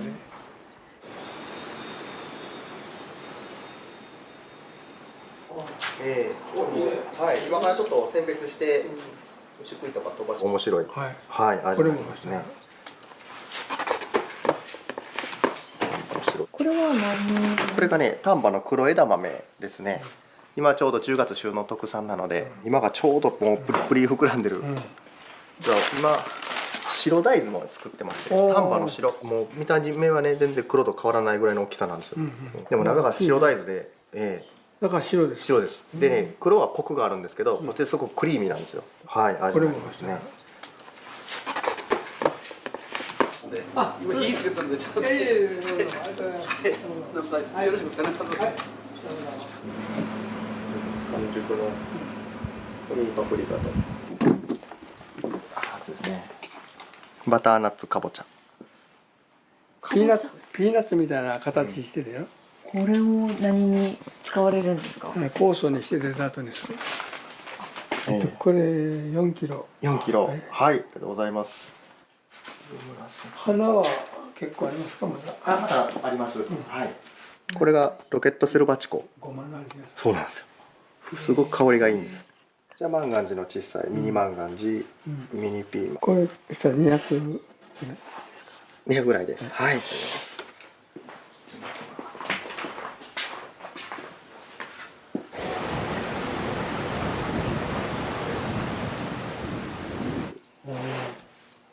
選別が大変や。細かいですからね。これ小豆です。なんで大納言が知ってる？わかんないですよ。収穫だけじゃなくて、あとの選別が大変なんやね。地道な作業やね。この豆たちは大変です。大変。大変ですけど。じゃあちょっとそしたら畑の方は。はい。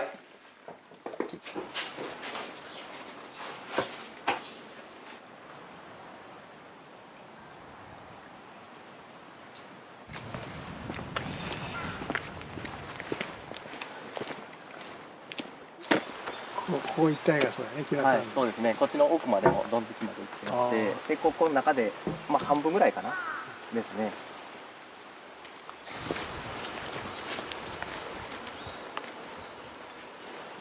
丹波の黒大豆枝豆。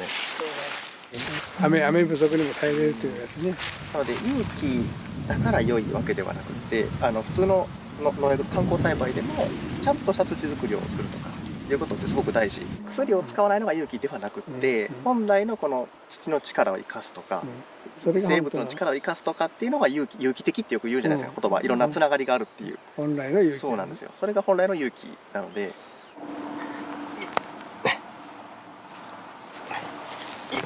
これ多分1メーターぐらい以上伸びてると思うんですよ、これ。これで畑のタンパク質って言われますけど、これで窒素を固定してます。これがたくさんついてることで、自分たちでこう空気中の窒素を固定して豆にどんどん送っていってプリプリの豆ができるのと、その後この細かい論で表面積を増やして、ここでしっかり栄養を取るんですよ。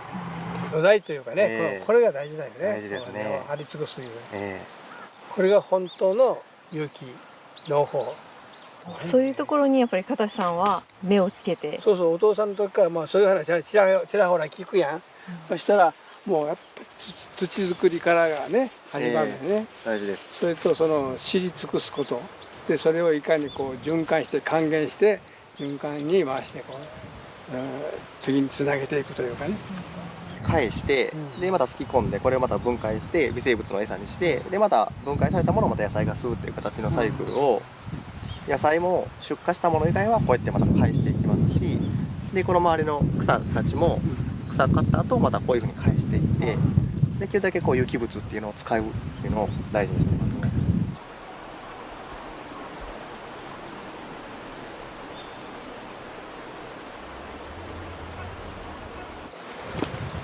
ほら、なってるよ。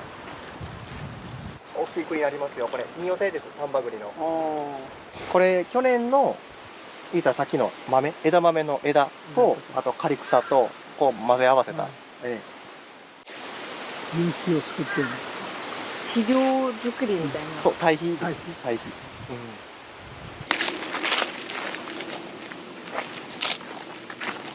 焼き土を作るんですよ、ここで。いわゆる土壌改良剤みたいなのを、ここに。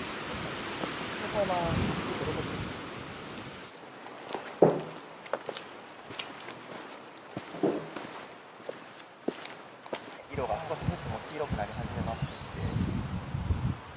ので、一番の特徴というか大事にしているところっていうのは、地域に合ったものを地域のものを使って作るっていうことで、土作りっていう時にこうたくさん外部から投入するんではなくて、できるだけ地の例えば刈草だったりとか野菜の残渣とかその辺を再利用していくっていう形の土作りを大事にしていて、ここで農業を続けていくことがここの自然環境の継続にもつながっていくっていう方法をすごく大事にしています。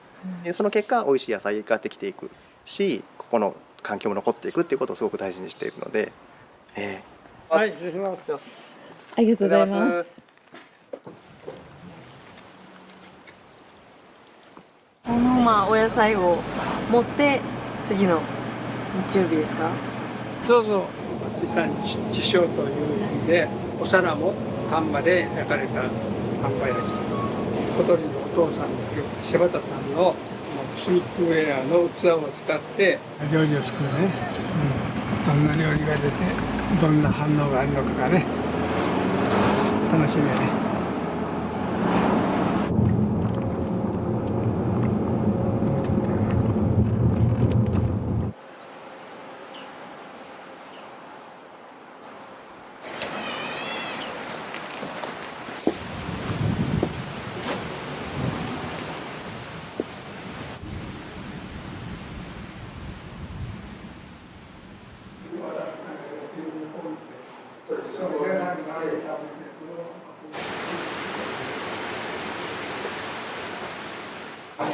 すいません、こちらなんです。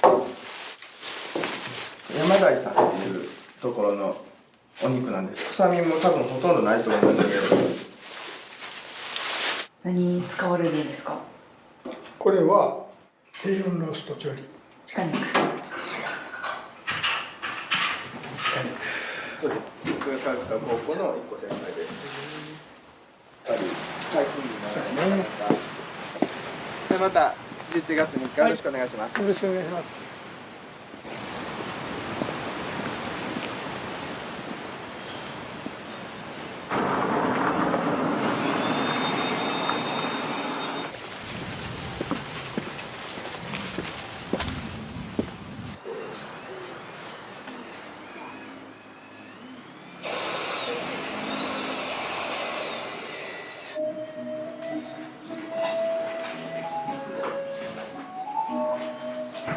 これも全部して。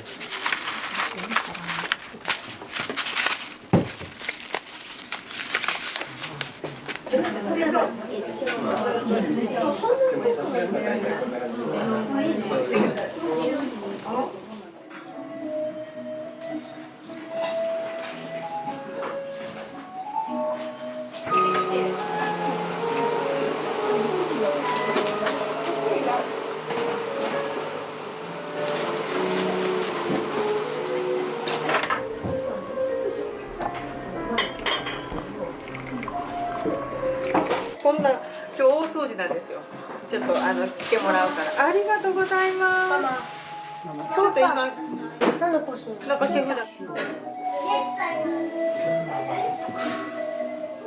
ここは岩茶房小鳥さんです。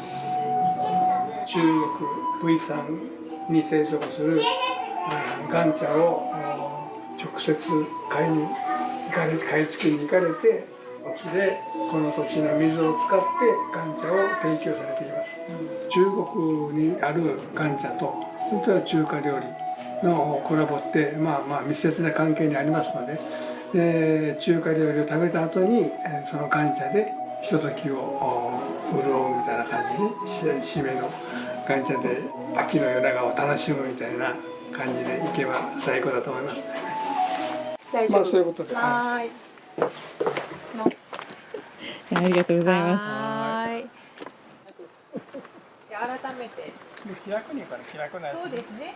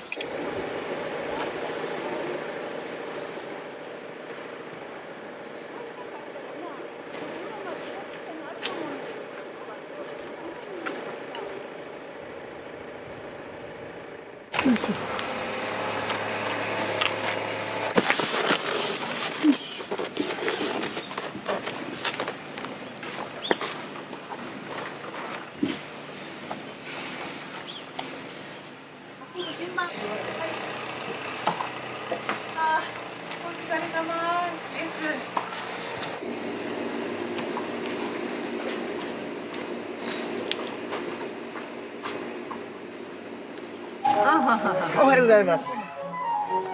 なんか汁がでドレス3枚4枚持って歩いてるわ。だってあれでしょ、一回来たらもう着ないとかもあるんでしょ。あればっかり1枚な。すみません、冷蔵庫はい。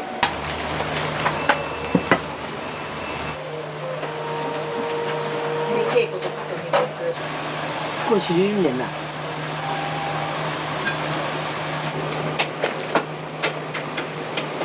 体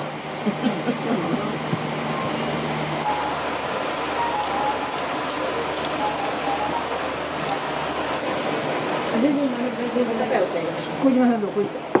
これも帰った。風呂行った。早い。しんちゃんの方が今日は忙しいんやな。これも。秋に頑張れるかなと思ったら全然やった。一緒やね。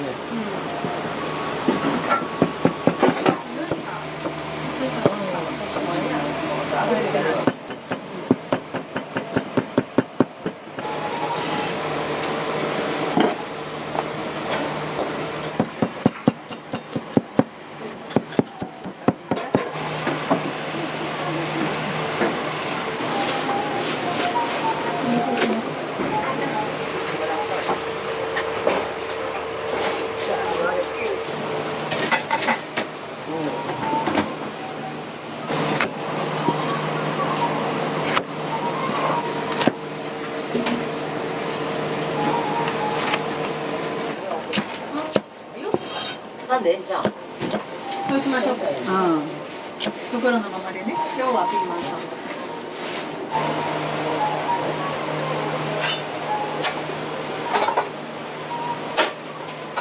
ド。5センチほど。こんなの状態やったら全然ちゃうやろ。で、ケイちゃんもう席も出して。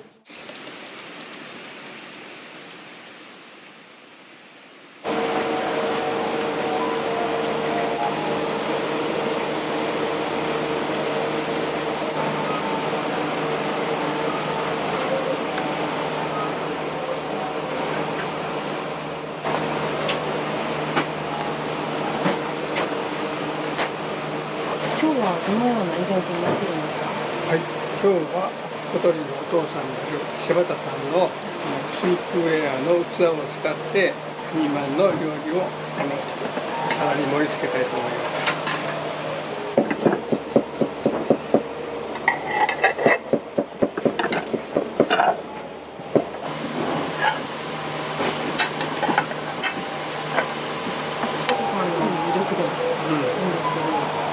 一生この丹波に捧げようと一生懸命取り組んでおられます。火の魅力とか火の勢い、そんなんを今回は見に行きましたので情熱的なものを感じました。こも同じ火を使うことで一緒ですのでね、火の魅力を存分に楽しんでいただきたいと思いますね。炎の余韻、炎の、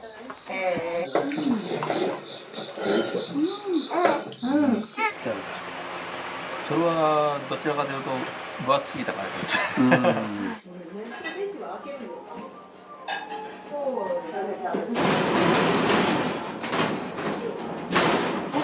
これも全部切りましたけど、これあれ貼ってない。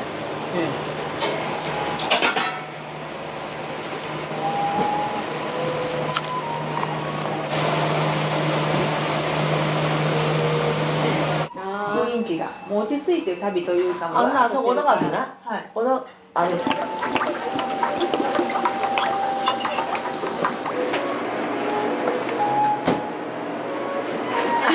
手伝えて今日。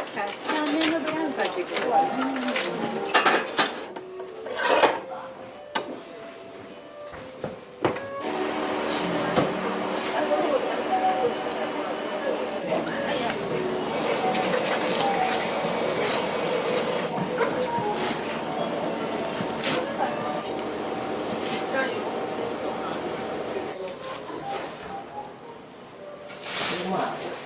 これ置いとこうか。左でもいいかな。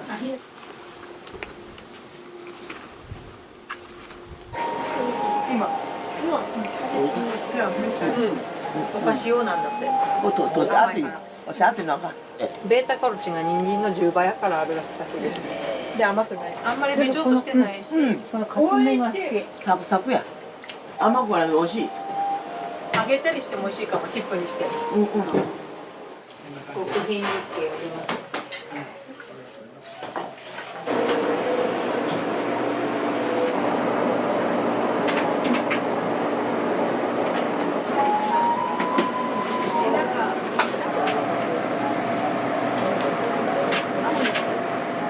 誰に作ってるんですか？ここにいる人に。これ反対やからな。前のや何が入ってるんですか？今新しいのねこれ。梅干しで。そうそうみんなこれなってる。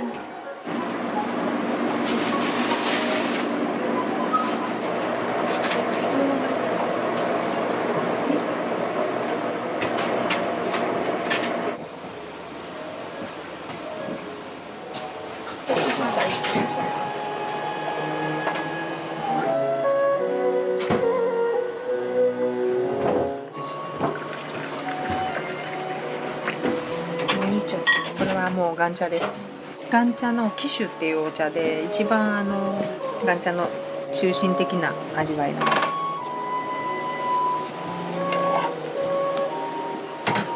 お茶です。どうぞ。どうぞ。今の花のことと違うかな。お二人の大型同士でも深いな。いや、書いてるところに入ってるから。やっぱりカーッと働きたいってなります。いいですね。そこが1、2、3。嬉しい。やっとちょっと胸が張れました。ちょっと辛かったこの夏が秋。ああ。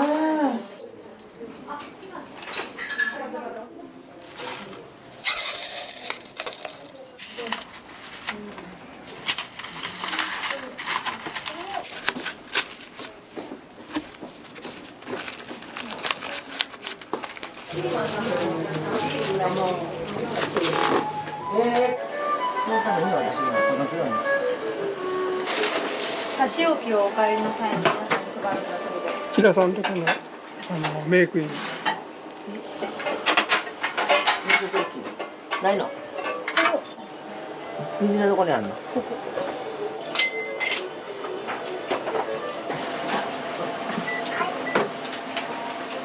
なるんで15分。もう箱してる分と。なんかね、こんにちは。どうもようこそようこそ。こんにちは。元気そうでよかった。心一に。こんにちは。おお。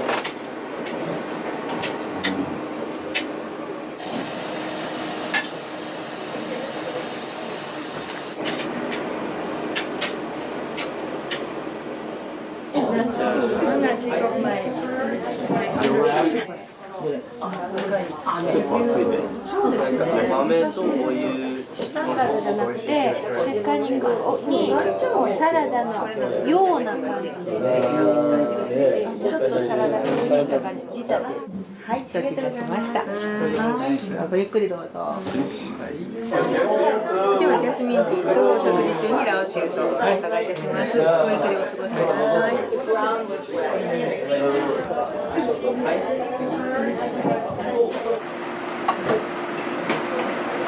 キビさんがジャスミン。はい。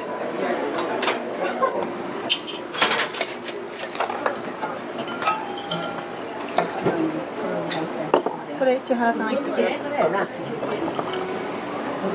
はい。まだ？はい、夜です。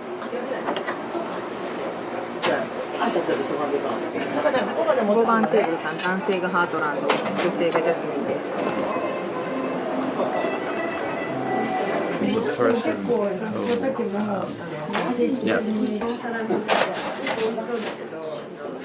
はい、すいません。お待ちどうさまでした。ごめんなさい。出ました。すみません。出ました。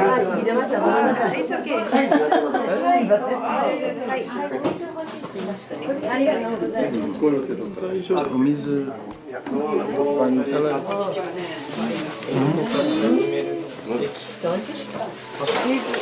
男性が水氷なしは女性2人で、男性がジャスミンで、その後にラオチュウです。はい、今日はイベントなので特殊な入れ方です。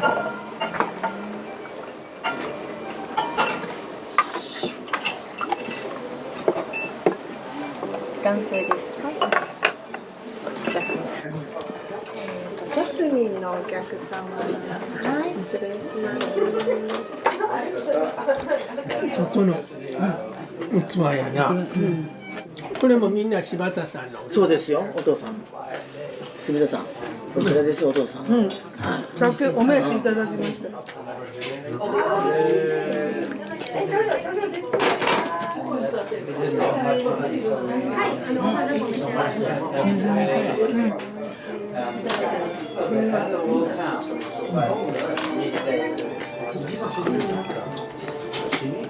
うん。もうどれもこれもね、ものすごく美味しい。やはりピーマンさんで食べるコースとはやっぱちょっと違う雰囲気感じますか？ロケーションが違うから、わーで中華を食べてるんだから。そのままやけど。珍しいな。この下の美味しいね。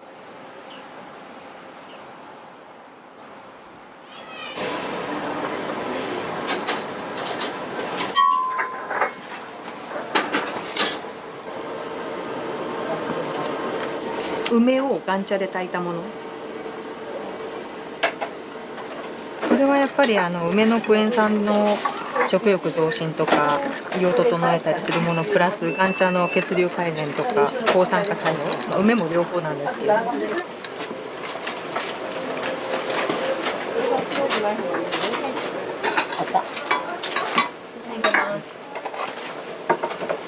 This makes me feel better. まだやってんの？綺麗じゃない。She's having この北の名前。There you go.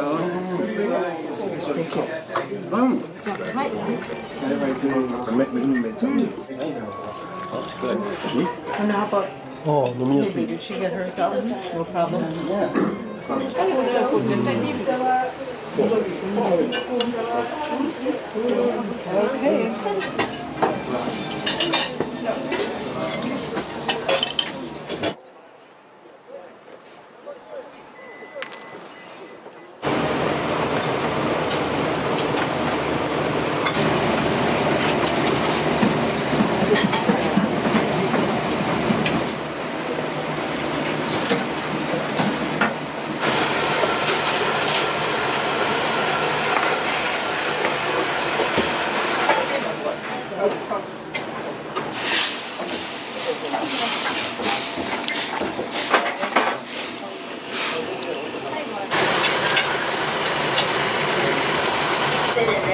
はい。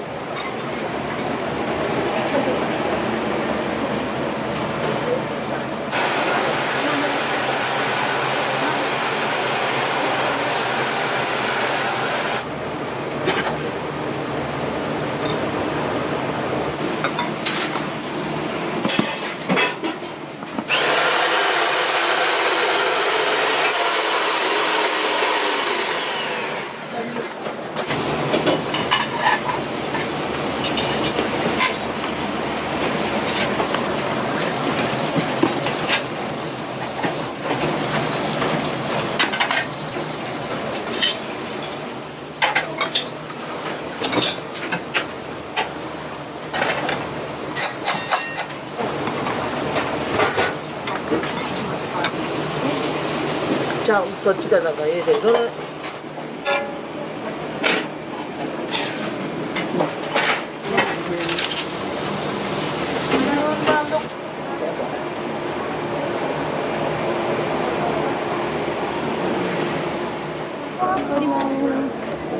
ワッファーに変わってるから真ん中で。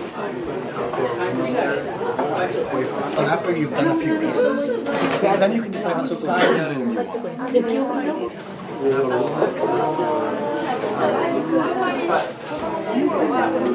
Megumi was thinking of a big one, and her advice was すごいですよこれ。すごい。大サービスやね。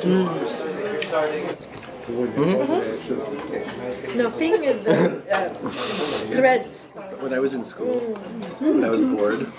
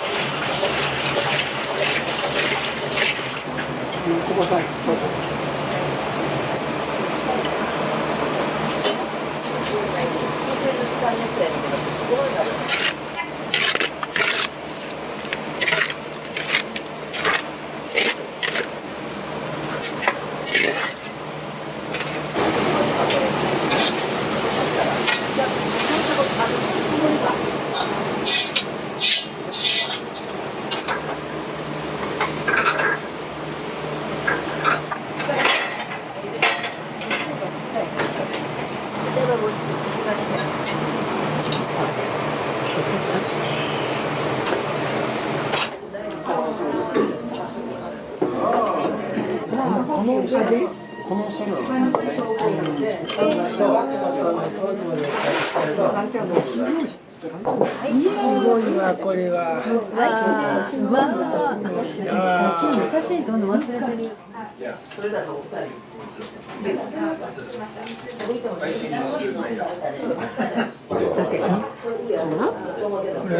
これエビ。美味しい。グレープフルーツが美味しい。このエビめっちゃ美味しい。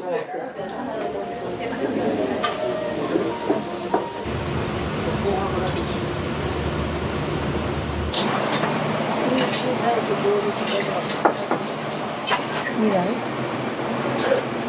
来色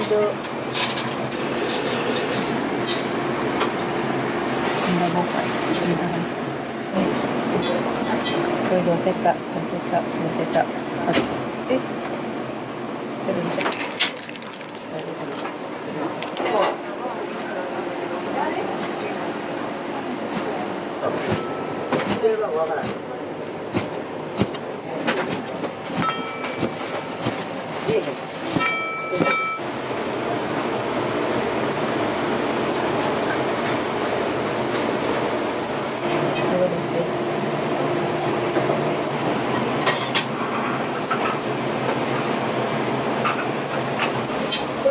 ちょっとこれ入れて長い。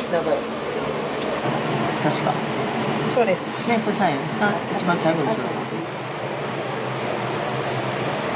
オッケー。はい。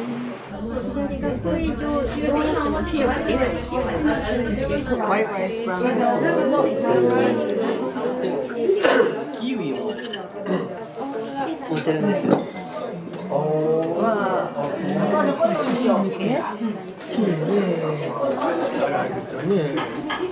ちょっと違うのかもしれないですけど、柔らかいからものすごい柔らかいですかね。こんな綺麗じゃないけど。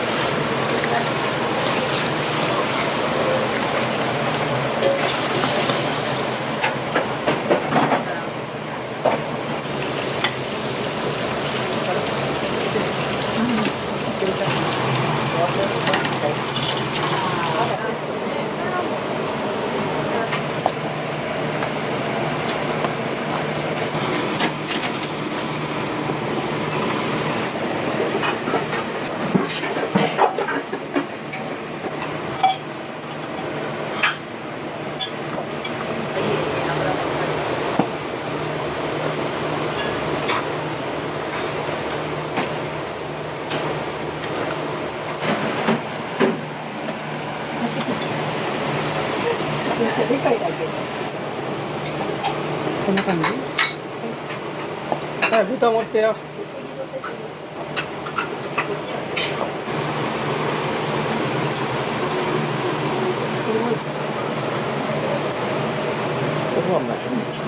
味見はと入れた。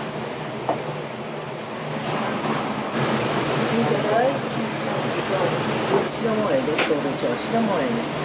味付け入れないね。楽しいでしょ、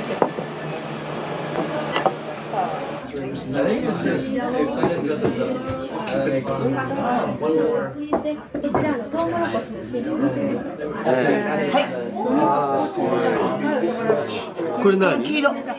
トウモロコシの新芽。ああ、そう。先に召し上がってください。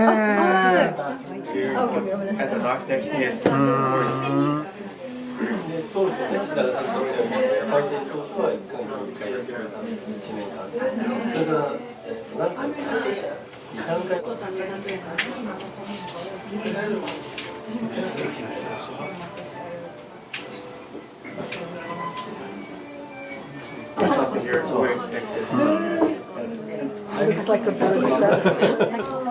れすごいわ。苦いの後に甘いがついた。これ私毎回頼んでるけど、今日はまた違う調理法してはるね。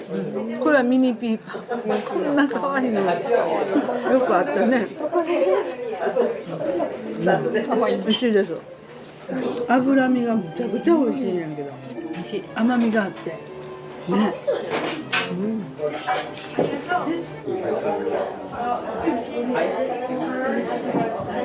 もうお二人は長いんですか？長い長いんですか？16年ぐらい？始まった時から。始まる前からね。いや、最初はロアンさんに連れて行ってもらって。そうなんです。ロアンで私アルバイトしてて、それでもう仕事終わりに無理に連れてってもらって、もうピーマンさんの料理に惚れちゃったんですね。ロアンさんは赤い冷麺とかいろいろ言うてきたし、エビチリとか言うてきたけど、私はネギとかだけやね。もうでもその方が永遠に変わりないです。不変です。はい。シェフがそれでロアンさんが勧めるものじゃなくてネギそばを喜ぶなんか変わったやつがいるって言って。そう。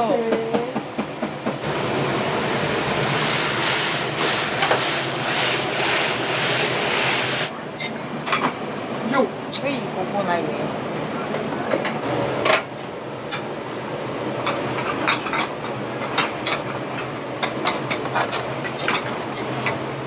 こっちがいい。はい。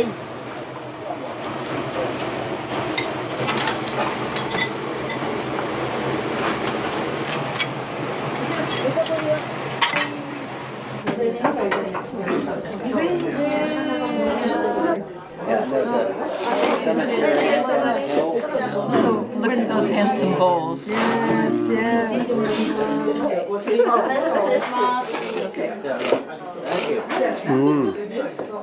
これはね、匠がピーマンさんで一番好きなメニューな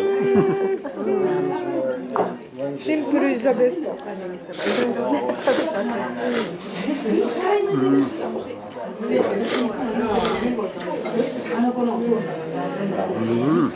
That was with all of us, plus Moody and grandfather. Nice bowl. I did this last time. So I just brought the beans.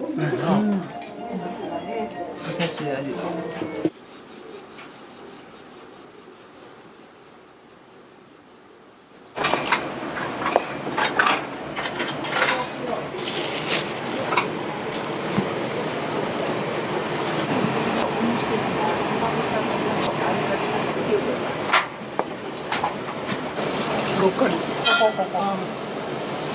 れによってものが全然ね。盛り付けのセンスは佐久美さんに任せました。はい。絶対聞きます。入れてください。どんどん。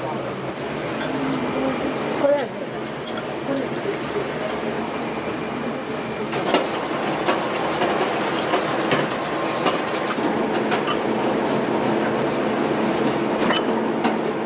じゃあこれで OK ですね。はい。何時間後失礼しました。大丈夫。デザートでございます。まあこういうことであるんだろうなと思って。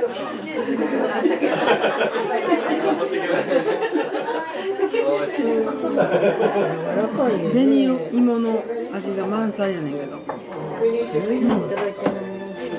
デザート満足度 120% です。はい。俺行かなあかんな。大将にこんな美味しいデザート。あれね、この賢いね、位置がな。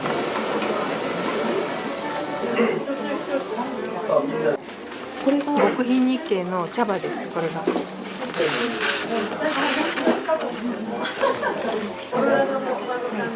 はい、なしでいいと思います。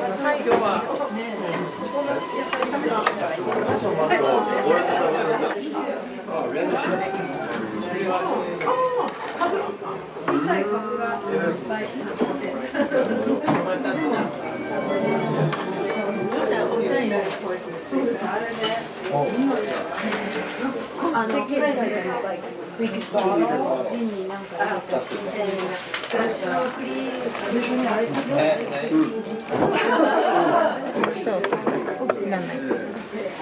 あと恵子さんたちですね。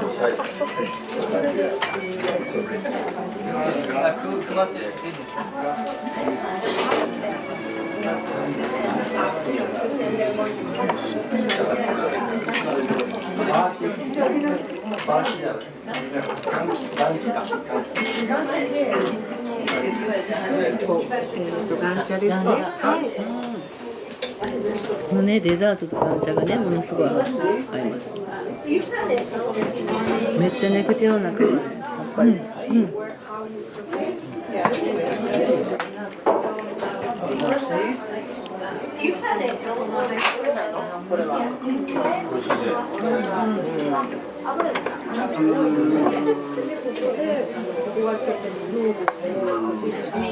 小学校でなんかこれ使える場所がどこでしたね。あるんですけど、じゃあそれってペットボトルじゃな。すみません。いやもうこんな美味しいの私ね。なんか2戦目とかも回りますので。美味しい美味しい。このお茶美味しいですよ。私ねお茶をお断りしますって言ったけどあまりにも香りが良くてそれとやっぱりデザートにすごく合うんですよ。後口までねずっと残ってるんですよ。甘みと渋みとこの酸味がね全部やっぱりバランスよくなってるのがね。はい、2戦目もまた楽しみたいと思います。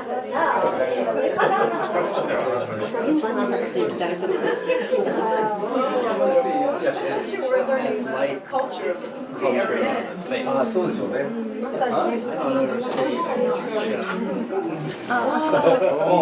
伝授してくれる。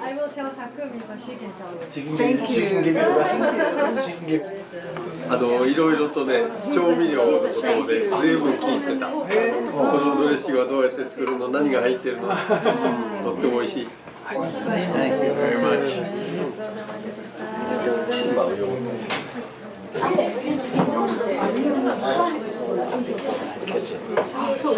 今日来るんですけど、お昼はこれない。ありがとうございます。箸置きでございます。前ももらったのに、私前もらってるから。前がな。お父ちゃんなしよ、その場に。これ箸置き。ありがとうございます。箸置きあれ。食感が。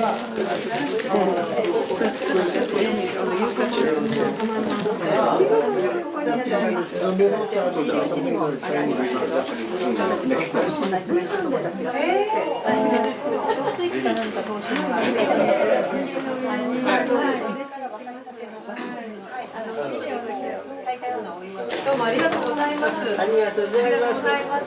お気をつけて。ありがとうございます。お気をつけて。またお越しください。デザートが生まれて初めて。今日のイベントはいかがでしたか？最高です。季節も良かったし、美味しかったし。幸せの一言ですわ。幸せなお時間でした。満足度120%。器も素敵でした。お茶はいかがでした？すごい気に入りました。お父さんもお茶美味しかったですか？はい。長生きできそうですわ。しばらくこの余韻を残したまま帰ります。今日はありがとうございました。ありがとうございます。お気をつけてお帰りください。ありがとうございます。はい、またね。またお会いしましょう。はい、失礼します。ありがとうございました。お疲れ様です。ありがとう。歩っていける距離だから。美味しかったです。ピーマンさんも行ってましたし、小鳥さんはよく来てました。コラボできたのが初めてです。これもそうやっぱり。多分今聞いてくれてる。多分もう少し後ろと見てくれてる。いやいやどうもごめん。すいません。お願いします。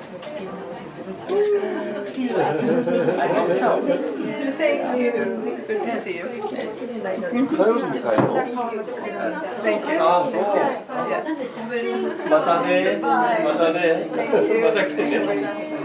また来てよ。ここが開いてるか閉まってるかぐらいの。はいはい。じゃあさようなら、またね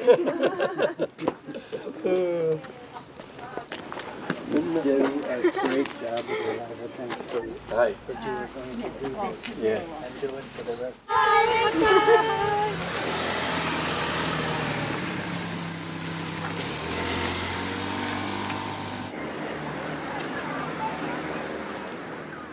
満足して帰っていただきました。よかったです。本当皆さんいい時間を過ごされたようで、またピーマンと違うよ。全然違います。器によってね、こう盛り付けとか全然違ったものが演出できるからね。器とのコラボ、食材とのコラボ、ガンチャとのコラボ、みんな協力し合ったらすごくいいものができる。感動が生まれてます。ね、まあお客さんにね、微笑む顔が一番のプレゼント。明日、明後日帰るっていうのはやっぱり本当柴田さんの器とピーマンさんのお料理がコラボして、なんかね、作る方としては本当にありがたいんですよ。こうやってどうやって使われるのかなっていうのが普通家庭料理だと大体まあ決まったような使い方になっちゃうんだけど、いろいろとね、器を引き立てる盛り付けと料理がねあってとても良かったです。断然綺麗になってます。そうですね。器も喜んだと思います。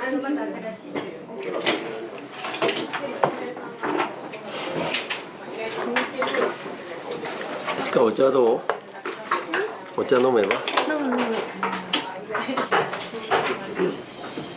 見て、これすごいんだよ。これで。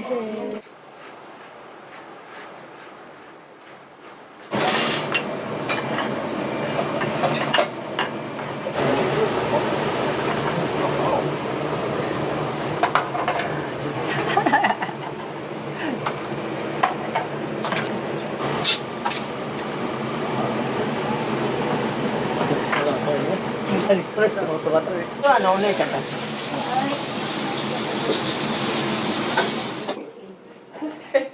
でもガンチャまあガンチャ好きな人はね。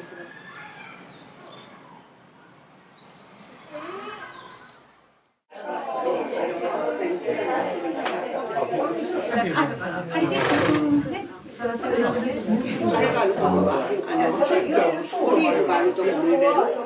ガンチャは出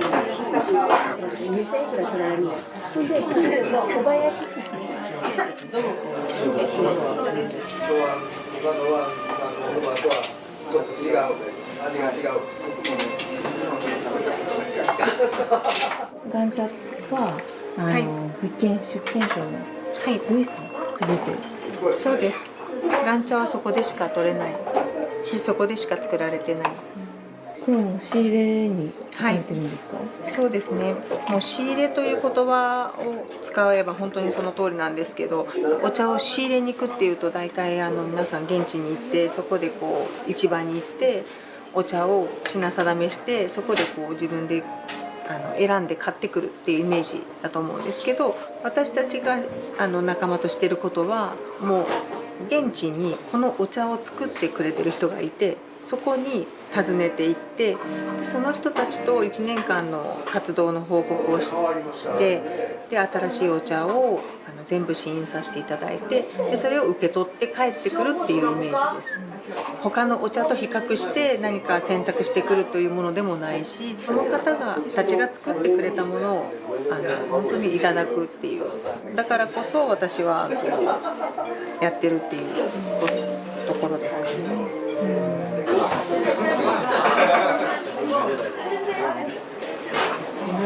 これでかいな。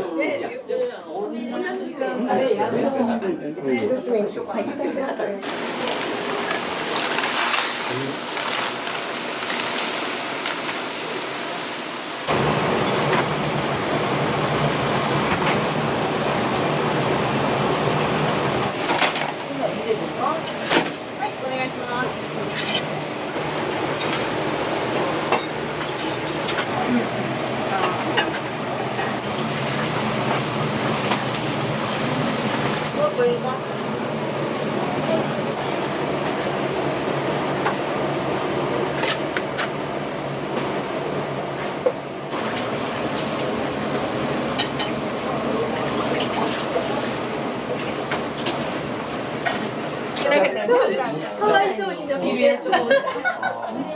っかく綺麗にねしたらいいよって言ってね。サバトリハモとカニのフカヒレスープ。これがスープだって信じられる。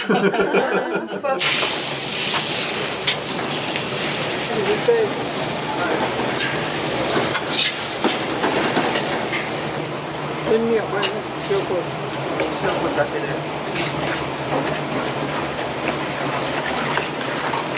さっきは普通の白砂糖で。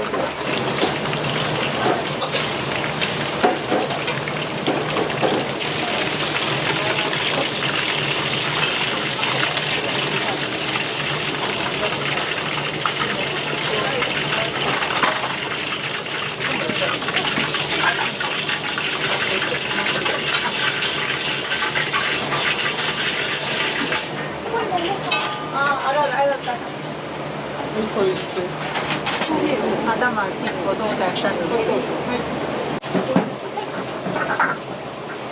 マコも3つぐらい入れてね。3つぐらい。はい、すみません。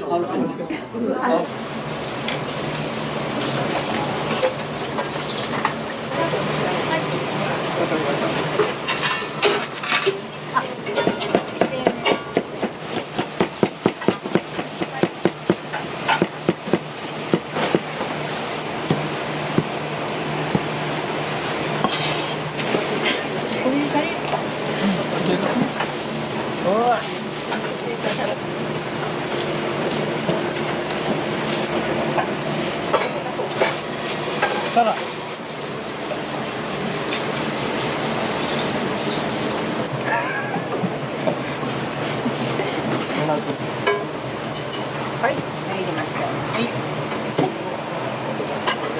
決めて。かまして。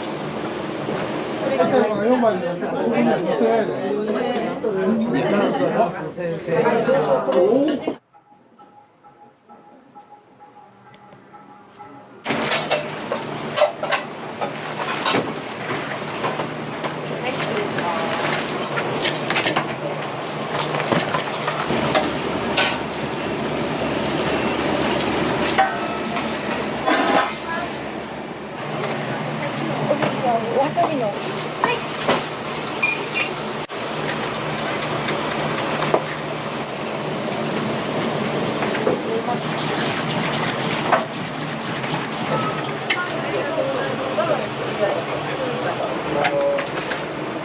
配ってもらえるんで。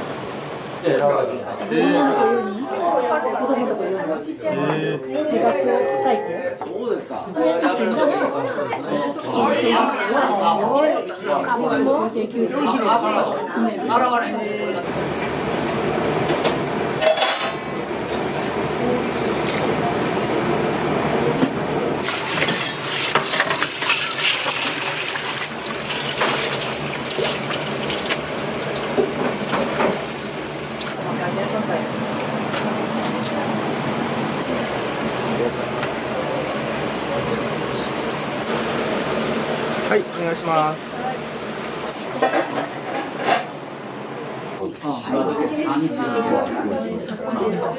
順番に来ますので。やっぱり。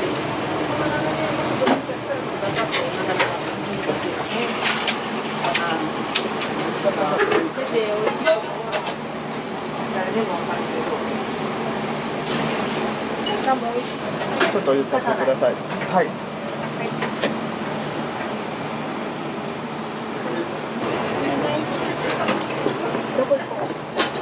これでも構えへん。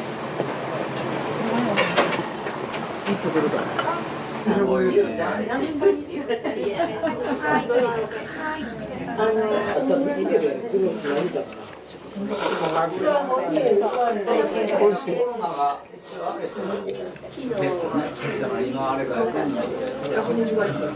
そばの味いかがですか？さらっとしてる。さらっとしてます。今日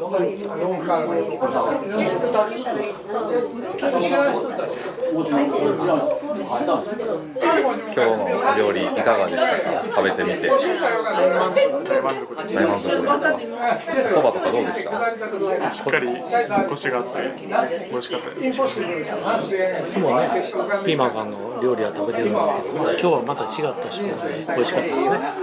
またあとこのそばがさっぱりとしてて多いかなと思ってスッと入ってました。美味しかったです。面白かった。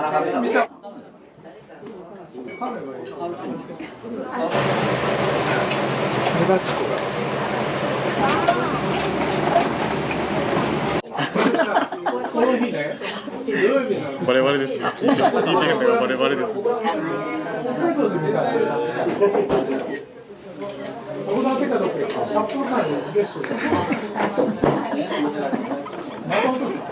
全然聞いてない。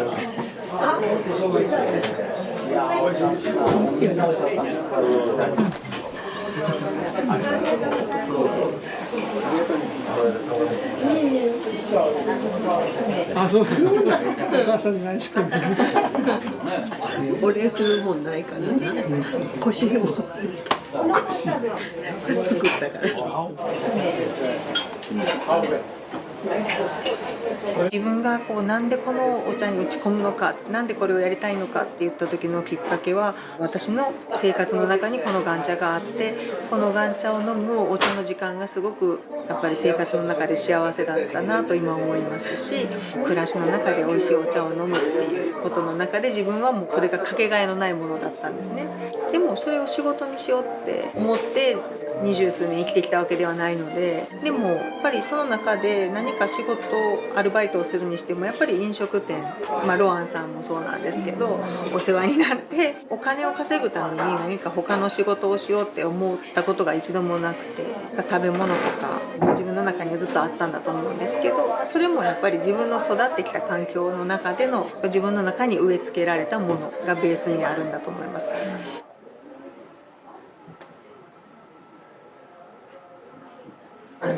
後でこう通ってみて分かったことなんですけど、Vさんの風土、気候とかすごく笹山ってなんか似てるなって、お水がすごく豊かだったりとか、植物、そして蛇が多いとか、そういう環境がすごく似てるなって。なんでここでお茶を入れたら美味しく入るってことはやっぱりそういうことなんですよね。岩茶と笹山のその意味なんですけど、でも私はやっぱりここで生まれ育っていて、私が何かするっていう意味はここでしか考えられない。もともと経営をしたいわけでもないし、私がしたいことは笹山でやっぱり父が作る作品があって、その暮らしを自分も同じような形でこう皆様に知ってもらいたいっていうのがあるので、その中で岩茶に出会ったっていうこともありますし、私が違う土地で何かお商売を考えて何かやりたいっていう思いはないんですよ。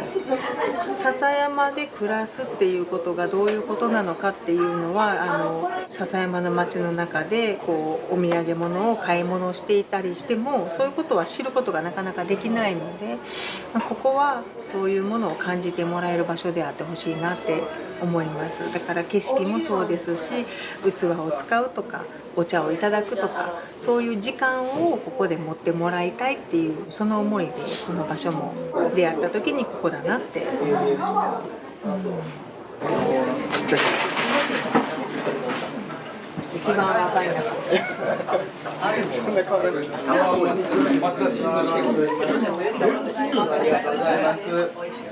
りがとうございました。今日は遠くまで。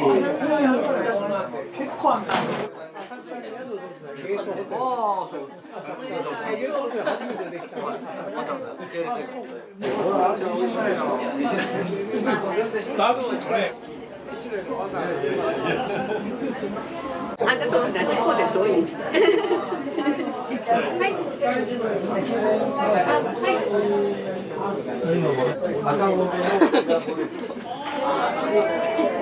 ありがとう。ほんまに気づくことが。はい。ありがとうございました。ありがとうございます。ごちそうさまでした。どうも。どうもありがとうございます。どうもありがとうございます。美味しそうやった。いいですか。ありがとうございます。ありがとう。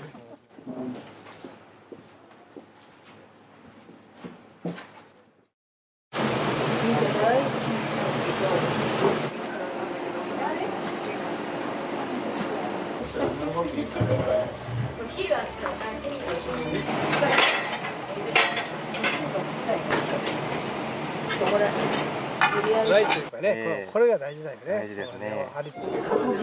このお茶です。このお茶は